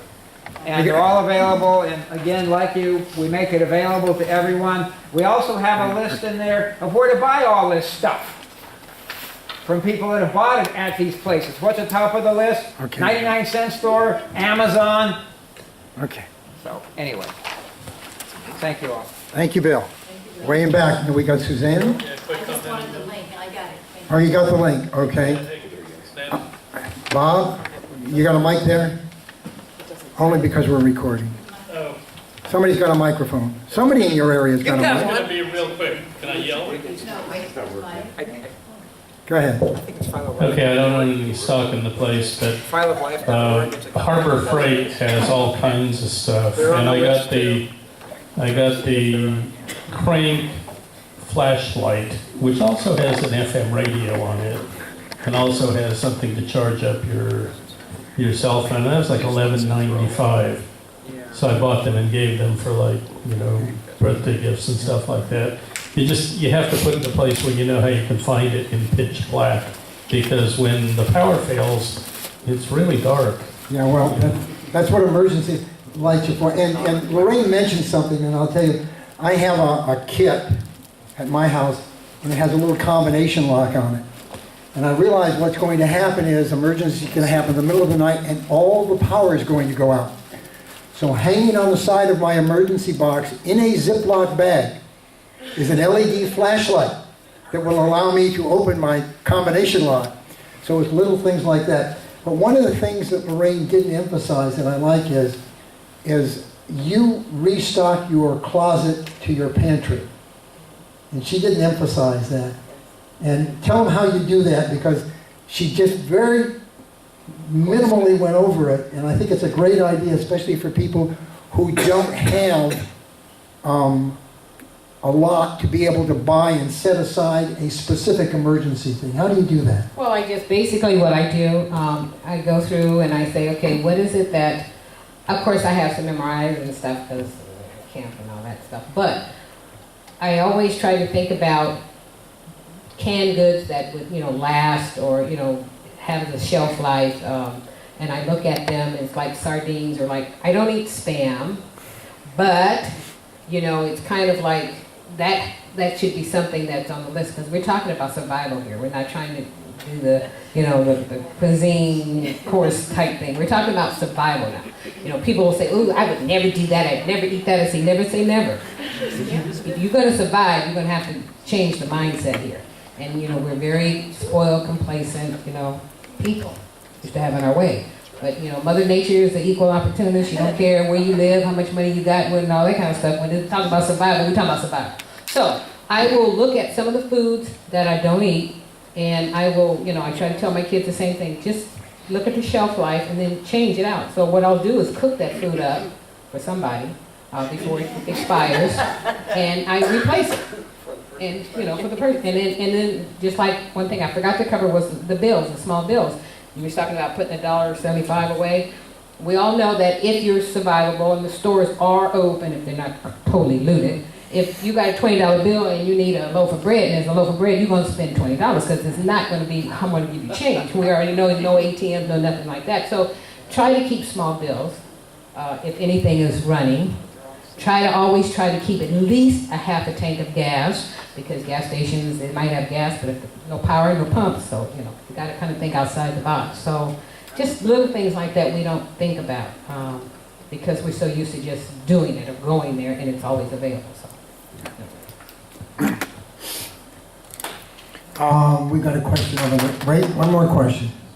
One of the things you mentioned about power outage, one of the things I do at my house is I have small little flashlights on a hook right next to the light switch, because that's the first place you're going to go if there's a power outage. You turn your light on, but got a flashlight right there, it's perfect. I find that it's funny, as prepared as I am, the last power outage that I had, I went, okay, where's my stuff? Walking around like, where's my stuff? But, even though it was in the place it was supposed to be, it just caught me off guard for a minute, and I was like, okay, wait a minute, oh yeah, okay, and then running around again. And then this happened before it got really dark, and then when it got dark, what did I do? I was holding my light, I went in the room to the bathroom. What did I do? Hit the switch. Going, really? Okay, really? You're walking around, so you don't think. Sometimes you just, we had lights and we had food and, that's what happens. So. And by the way, I'll say one thing, and we're going to go around. Not inexpensive and very, very long lasting. I've got some of those emergency lights that have still got NICADs in them. And they're the ones you plug into a wall socket, a standard duplex socket, and they stay charged. I've got some that are probably 15 years old now. They don't last very long when the power goes out, but they last long enough that you can pull them out, use them as a flashlight, and go find your good flashlight.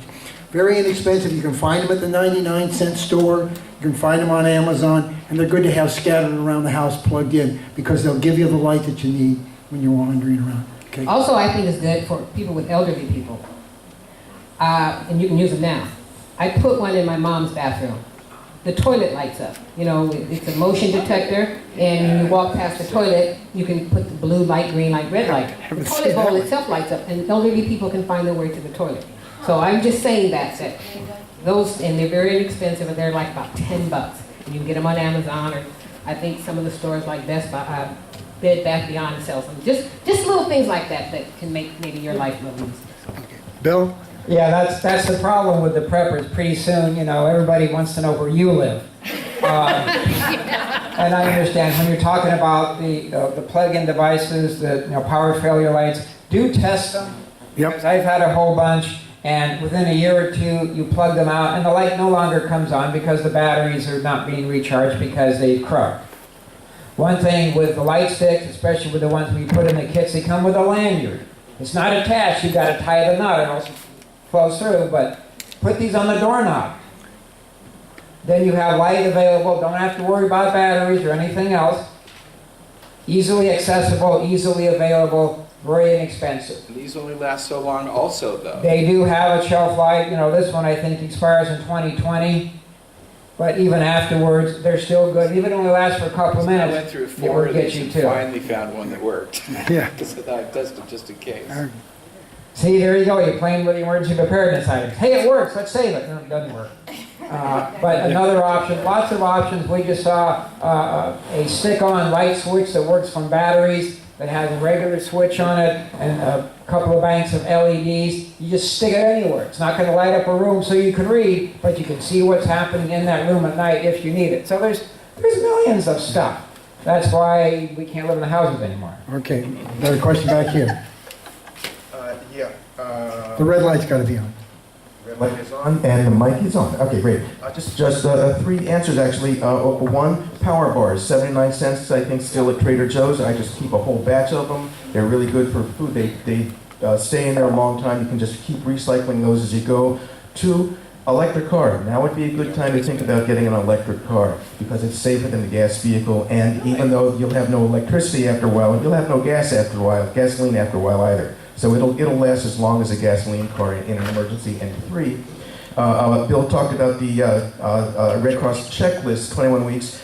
About 5 years ago, Councilman Englander put out a 52-week, 1 week at a time EP checklist that I, of course, stole and put on the Venice Neighborhood Council website. It's still there. And I recommend that what you do, since it has been 5 years, is talk to your council member and see if they'll go to Red Cross and put out a new checklist, because he'll like it, your constituents will like it, and it'll give your communications person something to do.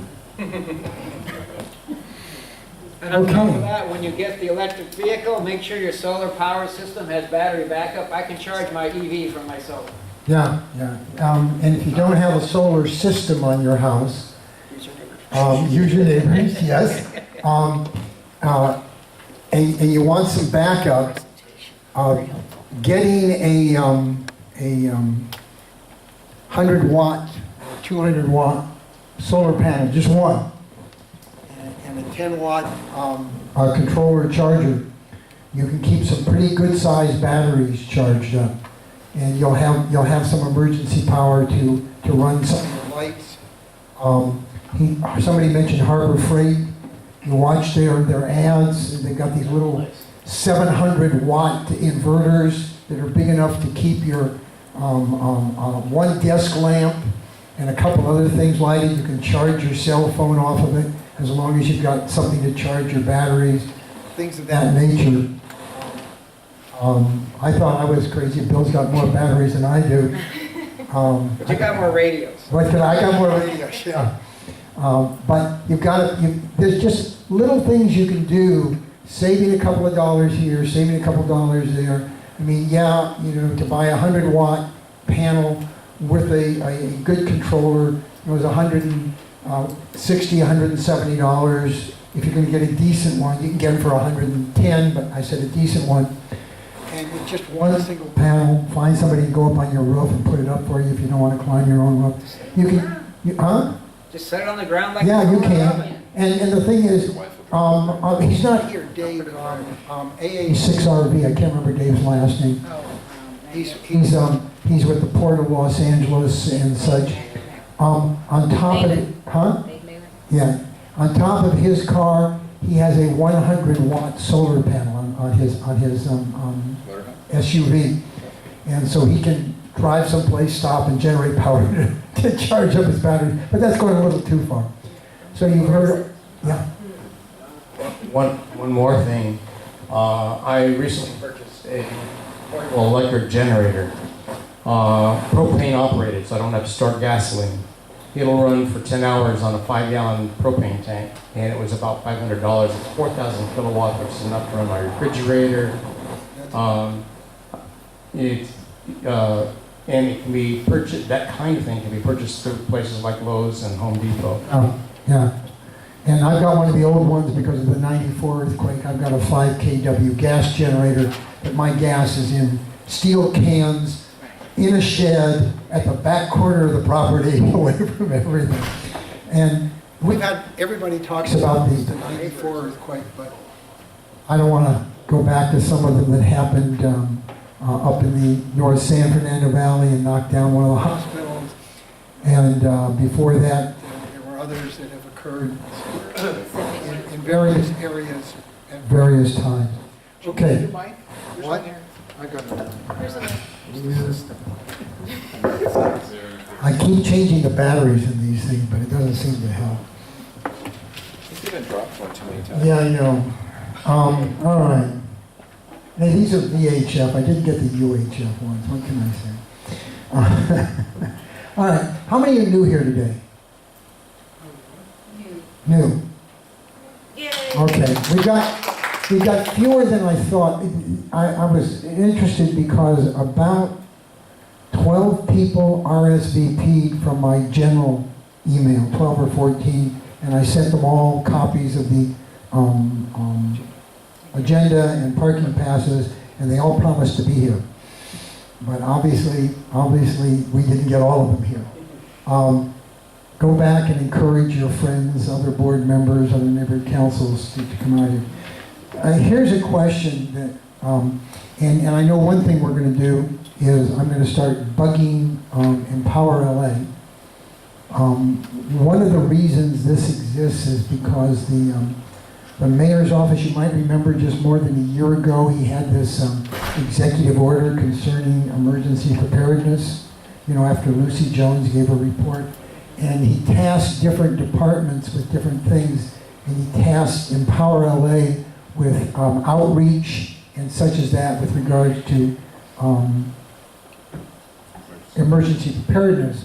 And as you can see, we've got this video camera, and Tom soon did arrive. And Tom usually runs it, but he had something to do this morning, so they gave it to me to make sure. It does go up. All these videos go up on Empower LA's YouTube website. Well, it's not a website, YouTube site. You go up there, you'll find these videos. We are working on a web page for this group on Empower LA. We do get support from Empower LA because this is how they're fulfilling the mayor's mandate for outreach. But what I'm going to want to do is employ some of their wonderful writers, these very imaginative people. If you've seen their budget and you've read their budget book, you know they have some really, really good people who write in city speak and everything. So they really know how to do that. And I want to list some people to actually sit down and write kind of a manual for this group. I've still got the stuff from when I wasn't here and Suzanne was doing it. I've got the pictures and what went up on the whiteboards back there. What I want to do is come up with ideas for outreach. We were working originally on a Facebook site, but that doesn't seem to have panned out as well as it could. Well, we have it, we just Yeah. need to get content. We just need to get content, yeah. And that's what we need. Don't look at me. I am somebody who content means a stick figure, and that's about it. I'm real good with that. Or somebody says, I've got a great letterhead for our newsletter. It's a seal on both sides, and the words across it says, Tarzana Neighborhood Council newsletter. For me, that's about as far as I can get. I'd be happy to provide, content, and I'm sure a lot of other people would. So the name of the Facebook page is what? Who's got it? And Neighborhood Council EPA, right? Yeah, I think it's Neighborhood Council. I think that's what it is, yeah. What, say again? Hold on. NCEPA. NCEPA is us. We've got resources. Pat's a wonderful writer. What does that acronym stand for? Neighborhood Council Emergency Preparedness Alliance. You think people will find it easily? No. I don't think so. If we add, here's the thing, is Spelled out. what we need to do That's is, the, hold on. we need to come up with an advertising campaign for this, because you know, and I do, when I go out and I talk about, I hate to say it, but the city's dirty little secret. And the departments are prepared. Well, at least they're prepared to a certain thing. But they've forgotten the 4 million people who live in this city, okay? And yeah, the fire department's gonna be out doing their windshield survey, and DWP is gonna be out doing their windshield survey, and they're gonna come back and they're gonna report here.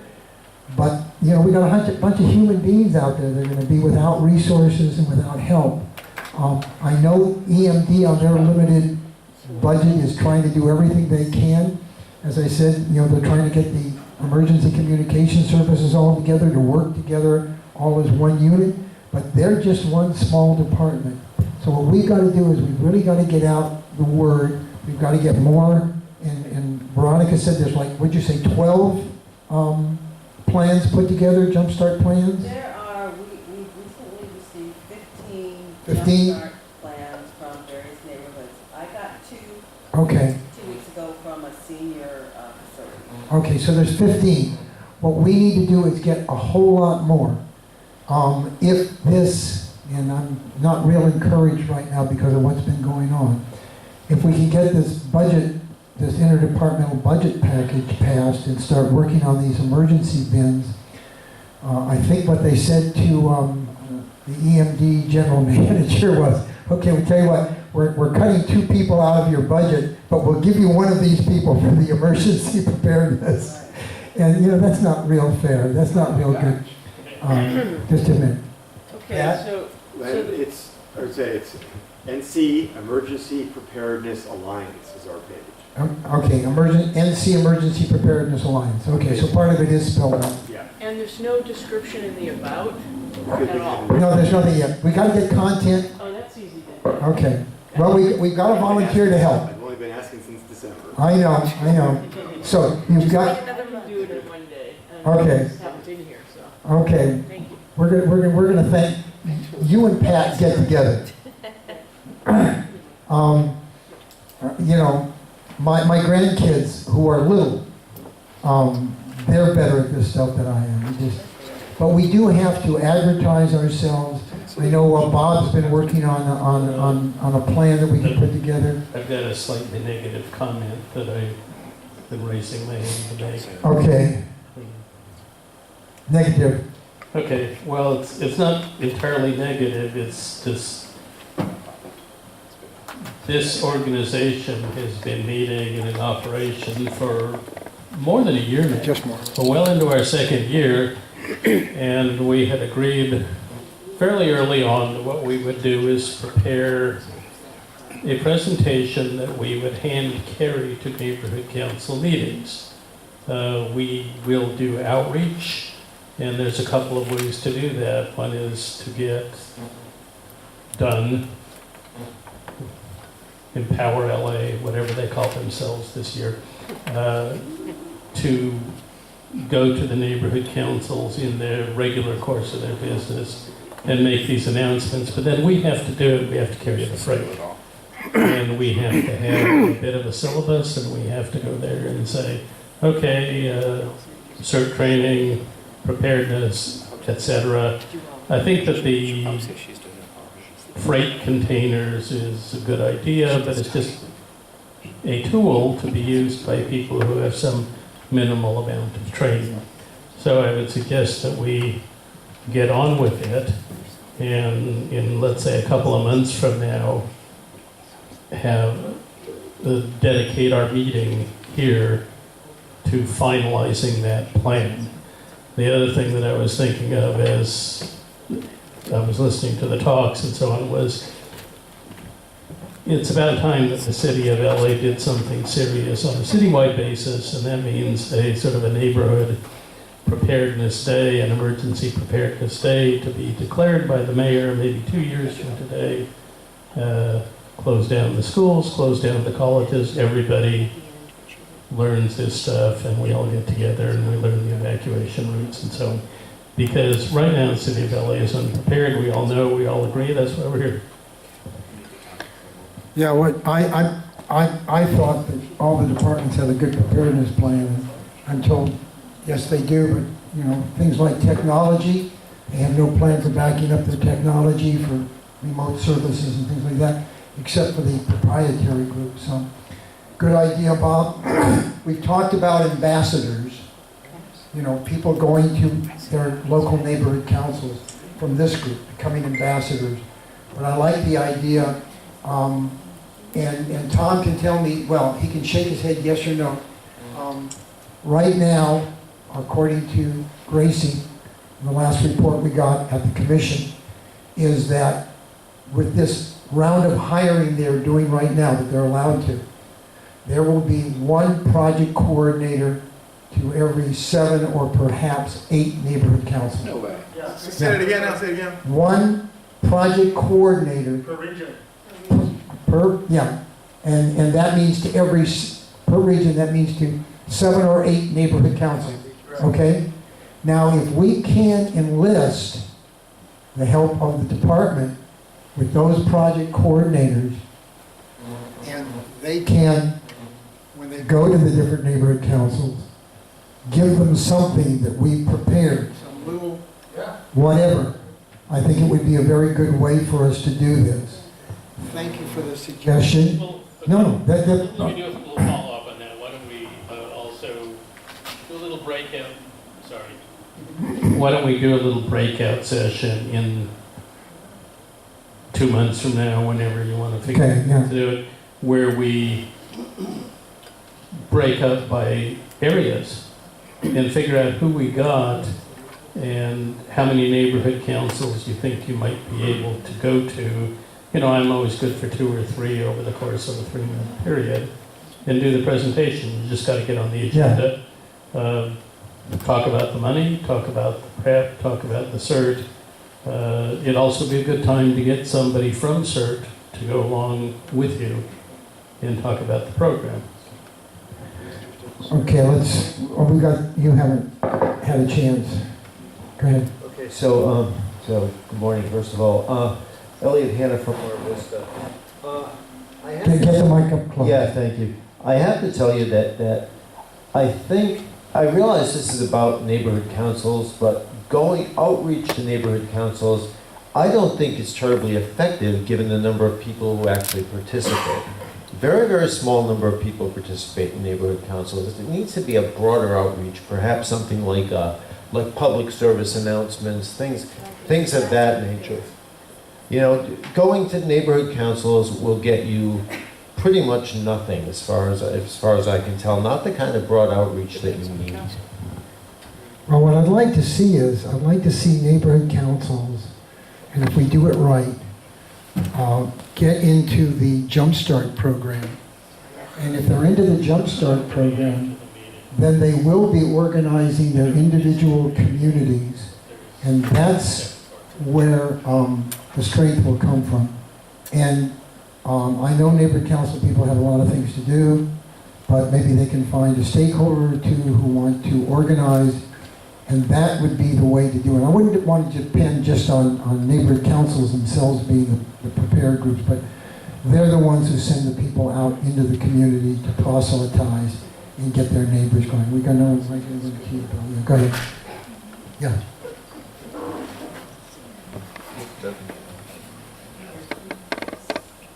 Is that on? Yeah, it's on. Question for you. If you're thinking about redesigning your site or adding something important to it, I hope that wasn't me ringing. It was me ringing.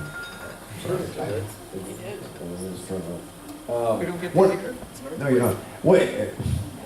One of the challenges for us, our neighborhood council, I suspect for others too, is there's a lot of preparedness-related information out there. I mean, there's tons of it.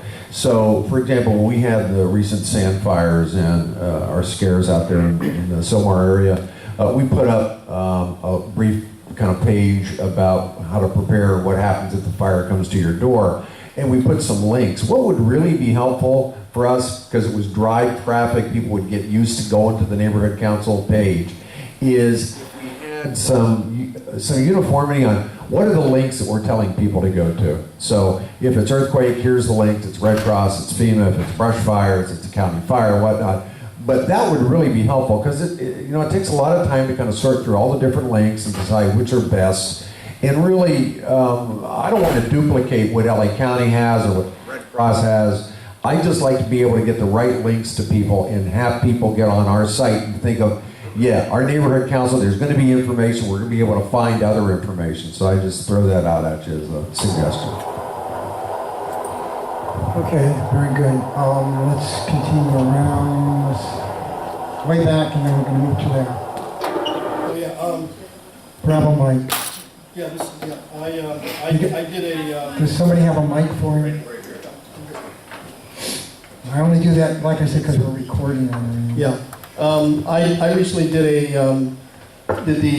the section for the Budget Advocates white paper, and I had the Emergency Management Department that I did a breakdown of what they need and what they don't have, and also what their desires are, and also compared them to some other departments in other cities around the country. And I think that one of the things we should be doing too is to get the city to recognize that this department is woefully underfunded, woefully undermanned, and if an emergency does happen, we're not going to be as well equipped and as well prepared as most cities are compared to the per population. In my meeting with the general manager and the people that have the responsibility of running this operation here, it seems to be that it's simply a big deal, big problem is just waiting to happen, and that's one of the things we should focus on. And additional, what you were talking about as far as the outreach, you don't get a lot of people from the neighborhood councils involved in this. I mean, it just seems to be a mediocre response to that. One of the things I did when I had my radio show, my neighborhood council radio show, is I just put the issues over the airwaves and tried to get the neighborhood councils or regular organizations to basically advertise the fact that the show was on the air. And that way you get people that have nothing to even do with the neighborhood councils, just regular people that you might have a better response from them than you have trying to just completely reach out to the neighborhood councils. And Brandon did a good job as far as outlining what this department doesn't have. Okay, way over here. Instead of, I think it's very important to reach the city and ask them for more outreach purposes, but I think it's important to also engage in neighborhood councils. I know it seems very difficult. I manage the social media for the neighborhood council. So we have sources like Nextdoor. I don't know if you're familiar with it, but it's a very great resource. Even if you don't have a lot of engagement with your neighborhood council, if you were to blast all this information out through Nextdoor, I think that would be a really great opportunity. But there are also so many things going on in the neighborhood. Like I know Silver Lake, and we're in Los Feliz, we're doing a certification class together with 40 participants who are interested in emergency preparedness. So this would be the perfect audience to reach out to and to get more information spread. So I think that we should definitely, even if you don't have as much engagement with your neighborhood councils, there are different avenues like contacting your local newspaper, Nextdoor, Facebook, and other different kinds of venues you can get people to have stronger outreach. Yeah, by the way, if your neighborhood council doesn't use it or doesn't know, every neighborhood council has the ability to post on Nextdoor within their area. They can't read the other Nextdoor posts, but they can post not just to their own, but to all of them within their area, and they can say which ones they want. So it's a pretty good outreach tool. Good morning. My name is Everett Banks, and I'm vice chair of Central Alameda Neighborhoods Councils. What I'm finding about the neighborhood councils in and of itself is that the neighborhood councils are its only worst enemies. With the rules and regulations they have, they're gonna have to start tightening up. Because people are coming into the neighborhood councils that don't even live in the district, and they have this stakeholder thing, and they'll wiggle in and wiggle out, and they go out through these holes and everything, mazes and everything. They don't have anything to do with the neighborhood. And they want to start setting up and using the standing rules and bullying people. It's not right. And it's primarily educated and degreed people. We're going to have to stop this mess and get our neighborhood councils together. This stuff's going to have to stop, and the neighborhood council is going to have to start cracking down on this bull sugar. I'm telling you right now. Okay, that's for another area. All right, very good. Bill? When we just learned a little while ago that Los Angeles now has 15 or so neighborhoods that have submitted their disaster plans to the city, and that's a great number based upon the revised now Jumpstart program. But I do want to draw your attention to the Map Your Neighborhood program. 47 states, several foreign countries. There's two key things about the Map Your Neighborhood program, which Jumpstart and 5 Steps were based on. 2.5-hour program in your neighborhood, in a house that's your neighbors, so you have just your neighbors together. There's 2 ways to get this presentation. One is to sign up, which is free, with American Red Cross to become, to take the facilitator course, which teaches you how to present that program in your home for your neighbors. You put it all together, you get the shingles, we call it a shingle for the obvious reasons. You get them from Red Cross, they provide the DVD, and you go through it. The second way to do that is to contact Southern California Preparedness Foundation. We will come out and give the presentation and bring the shingles, and all you have to do is to get your neighbors together. And we will go anywhere. We've done it in Pasadena. Okay? It's very simple.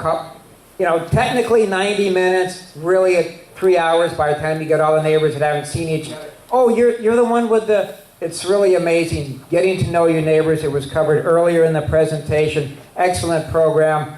My rough feeling on that is there's probably more than 1,000 neighborhoods in LA that have gone through this. We just haven't told the city that we did it. So there are a lot prepared, and I know there's an effort with Christian and Red Cross to tie into that program. I've been pushing that for a year. Red Cross, tell the city we've got these because they want to know that.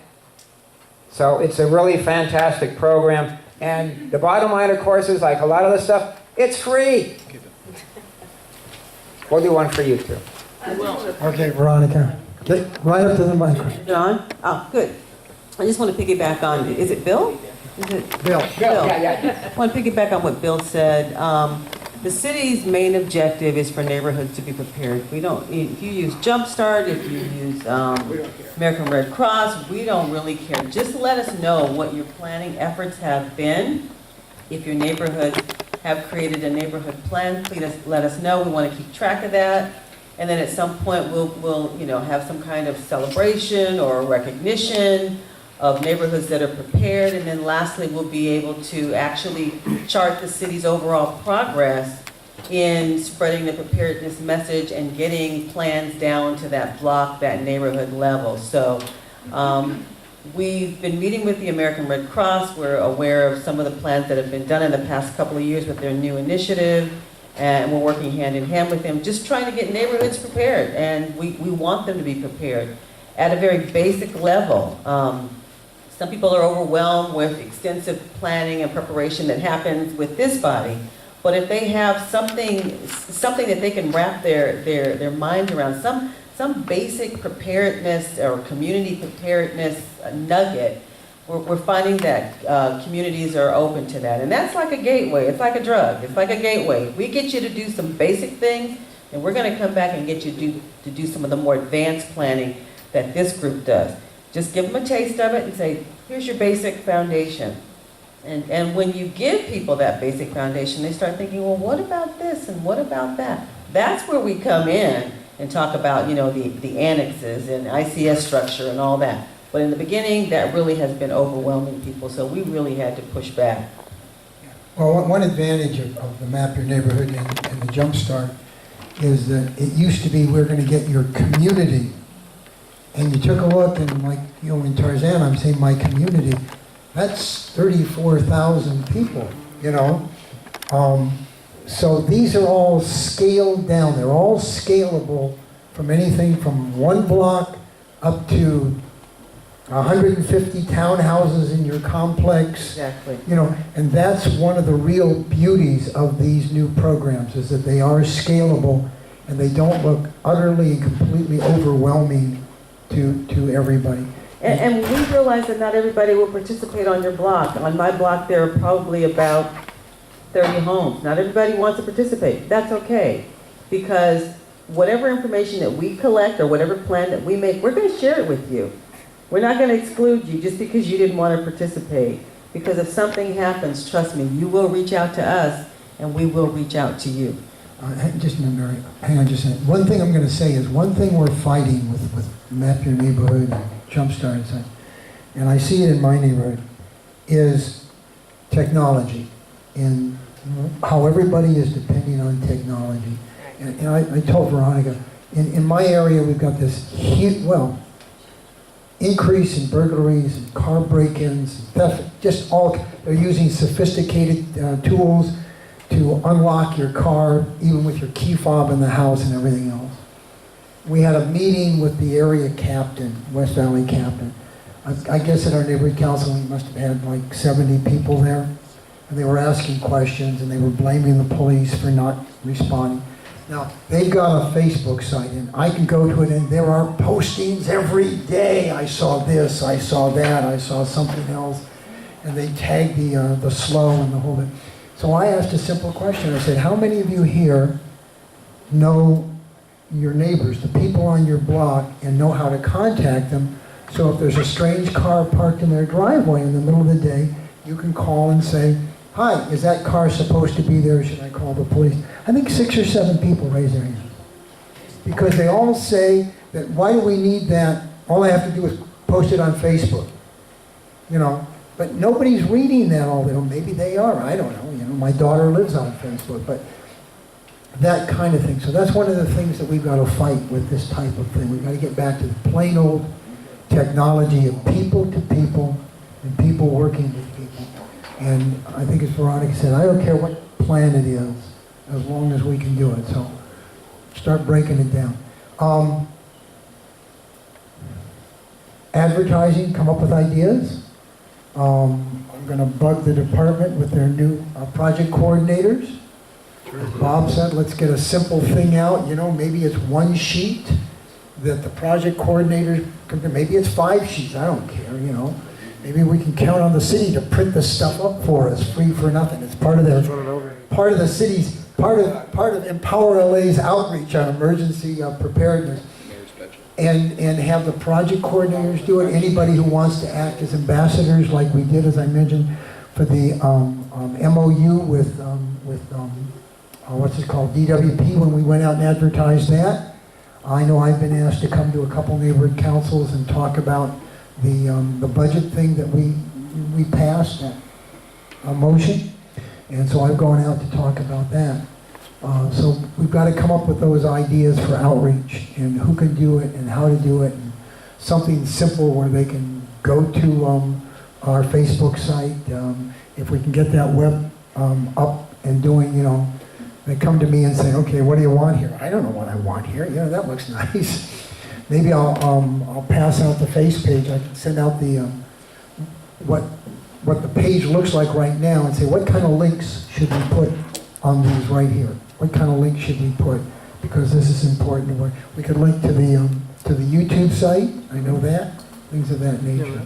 You know, I'm not that guy. I'm just, lawyers don't think that way. I'm sorry. At least this one doesn't. So that's how we are. Just want to say next month. Oh, okay, yeah, go ahead. I'd just like to back up what was said a moment ago regarding next door. I live in West Hills. There are about 14 next door groups, and our communications person who has access to next door through Empower LA, we get out to at least 14 or 1,800 people immediately in our area weekly. Yeah, it's a very good tool. It's a very good tool. Mary, you will look back there.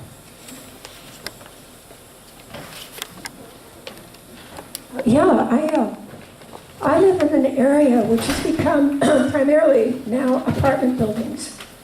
And my concern, as I mentioned a few months ago, was the people on the upper floors and senior buildings and, the concerns about them getting to safety. And I think that the focus should be, I know that a lot of people are homeowners here or live in an area where it's mostly homes, but for me, it's all those thousands of people living in apartments and some of them being high-rises and some of them coming in now, newer buildings in North Hollywood that might be 20 stories. So changing the focus a bit, and I think, I don't know how to do this, but getting to the management, getting to the city and making sure that there are people that rent these apartments know about an escape, how and when and what to do. I mean, that's perhaps part of what the city should be doing. And the other thing here is for people that do own homes and live in those residential areas, neighborhood watch programs. I mean, that's where I see this really helping, because they are really, really concerned and already established, and but bringing this program to them is something that I think would really benefit them, because we do have a couple of groups in our area. So. Do you know how many neighborhood watch groups we have in LA and how many people are actually involved in it? No, I don't. I only know about. I only know my area and how important it is. And so when they are involved and they meet their senior lead officers and they come and they speak with them and their friends, and then those people that own homes and have children and dogs and have an investment are very much into going to these neighborhood watch meetings, but they're not prepared at all for what we're talking about. It's a very interesting idea. Yeah. Well, yes. The way to get to them would be through LAPD. That would be the way to get to them. Huh? Yeah, That's great. but maybe LAPD who could get the senior leads to help us with this type of I thing. think that's a great idea, partnering with them, co-sponsoring some program. These are the kind of ideas. These are the kind of ideas I'm talking about. Okay, come up with these kind of ideas, because that emergency management board, the one that was secret for all those years, which now they're posting their agendas, because they actually are a Brown Act group. And until we started hearing about them inadvertently, I couldn't find their blood. I couldn't even find them listed amongst boards and commissions on the city website. But Chief Beck is the chair of that particular board. So perhaps working through General Manager Sahakian, and they meet here, we could get into that and have him help us with each of the bureaus and get out to the SLOs and find those. Okay, I was going to mention next month, April, because of a logistical thing, what I'd like to do, by the way, there's 5 Saturdays in that month, is to do the meeting on the 5th Saturday instead of the 4th Saturday. So I'll be getting that out to everybody. That's just Will that be here? That would be here. What is the idea of doing it in another location? Is What? that not- Well, we could. The reason we like this location is because it's central. People from the harbor, yeah, I'd love to go out to the valley. Oh boy, that'd be easy for me. But there are people that never. There are people that don't live anywhere near the valley. That's the idea. It's like Blank meets at DWP, because that's centralized. They used to meet at the Hollywood City Hall, because that was also centralized. Okay, Veronica, thank you. I'm having an oven installed, I'm so sorry. That's okay. Thank you. Thank you for facilitating. You're welcome. Cookies And- next time? Pardon me? Cookies next time, you're getting the oven installed. Yeah, I'm gonna Thank make you. this serious. All right. Let's go home. There you go. Hey, by the way, we are very fortunate that EMD is supporting this group because we get this room. And this is not an easy room. And they facilitate by having somebody come in on a Saturday, which is OT, and turn on the lights and make sure things are unlocked and this is up and running. And they don't, Brandon can tell you, their OT overtime budget is really, really low. As I say, they don't even have enough money to have one person, 24-hour, 7-day-a-week staff to come down here and open this place in case of emergency. So it's pretty, so, you know. What if there's an emergency on a Sunday, what do they do? Well, they got somebody, they start making phone calls to their cell phones, is what they do. You'll notice, by the way, if you use the parking lot, they have yet to fix the exit gate to be able to close it. So it's open 100% of the time.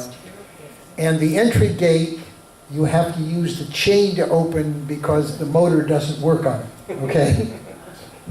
And for a place that will suddenly have 350 people at it, where the big one is kind of I amazing. guess they forgot to include maintenance budgets, huh? Yeah, well, they forgot a whole lot. I know a particular person in the controller's office named Ron Galpin who says that when the earthquake hits, his servers are 4 stories down and he doesn't know how he's going to get to them, and there's no backup servers for him to use to pay 40,000 people in the city of Los Angeles. And that's the same for most of the departments except for the proprietary departments that have off-site servers. So. Forgive me for being so argumentative. Yeah, but Not a chance. not a chance, Bob. Okay. Neighborhood councils were conceived of as political organizations. And it's written into our founding papers that we get to evaluate the functioning of the city agencies and the elected officials. Why don't we do that? Well, we're supposed to This oversee the budget. alliance- We're supposed to oversee the Well, how about budget. the Emergency Alliance, officially, unofficially, however you want to do the thing, the hell is the matter with these people? You know? Well, hey, I listen, mean, it's not like it hasn't happened before. I know. The flooding, the earthquakes, fires, I was, and there's still, yeah, by the by, the neighborhood council budget advocate took up the motion that was passed here with regards to the interdepartmental budget thing, the $192,000, and they're presenting that as part of their package. And maybe the city council will change the mayor's mind. And I try to get appointments with people to talk to them, and phones were disconnected because people moved, and I've just never gotten a response. And well, do we care about enough to make it a serious item? I care Okay. about protecting the Affordable Care Act well, and things like that. well, no, that's a little outside of our camp. Well, instead of That was what's called an aside. What I'm saying is, there were 750,000 people who showed up at a demonstration here in LA. We will have more people at another demonstration for science. Okay. I think this is important. Otherwise, we wouldn't be here. All right, well, very good. Thank you all. We'll get out notices.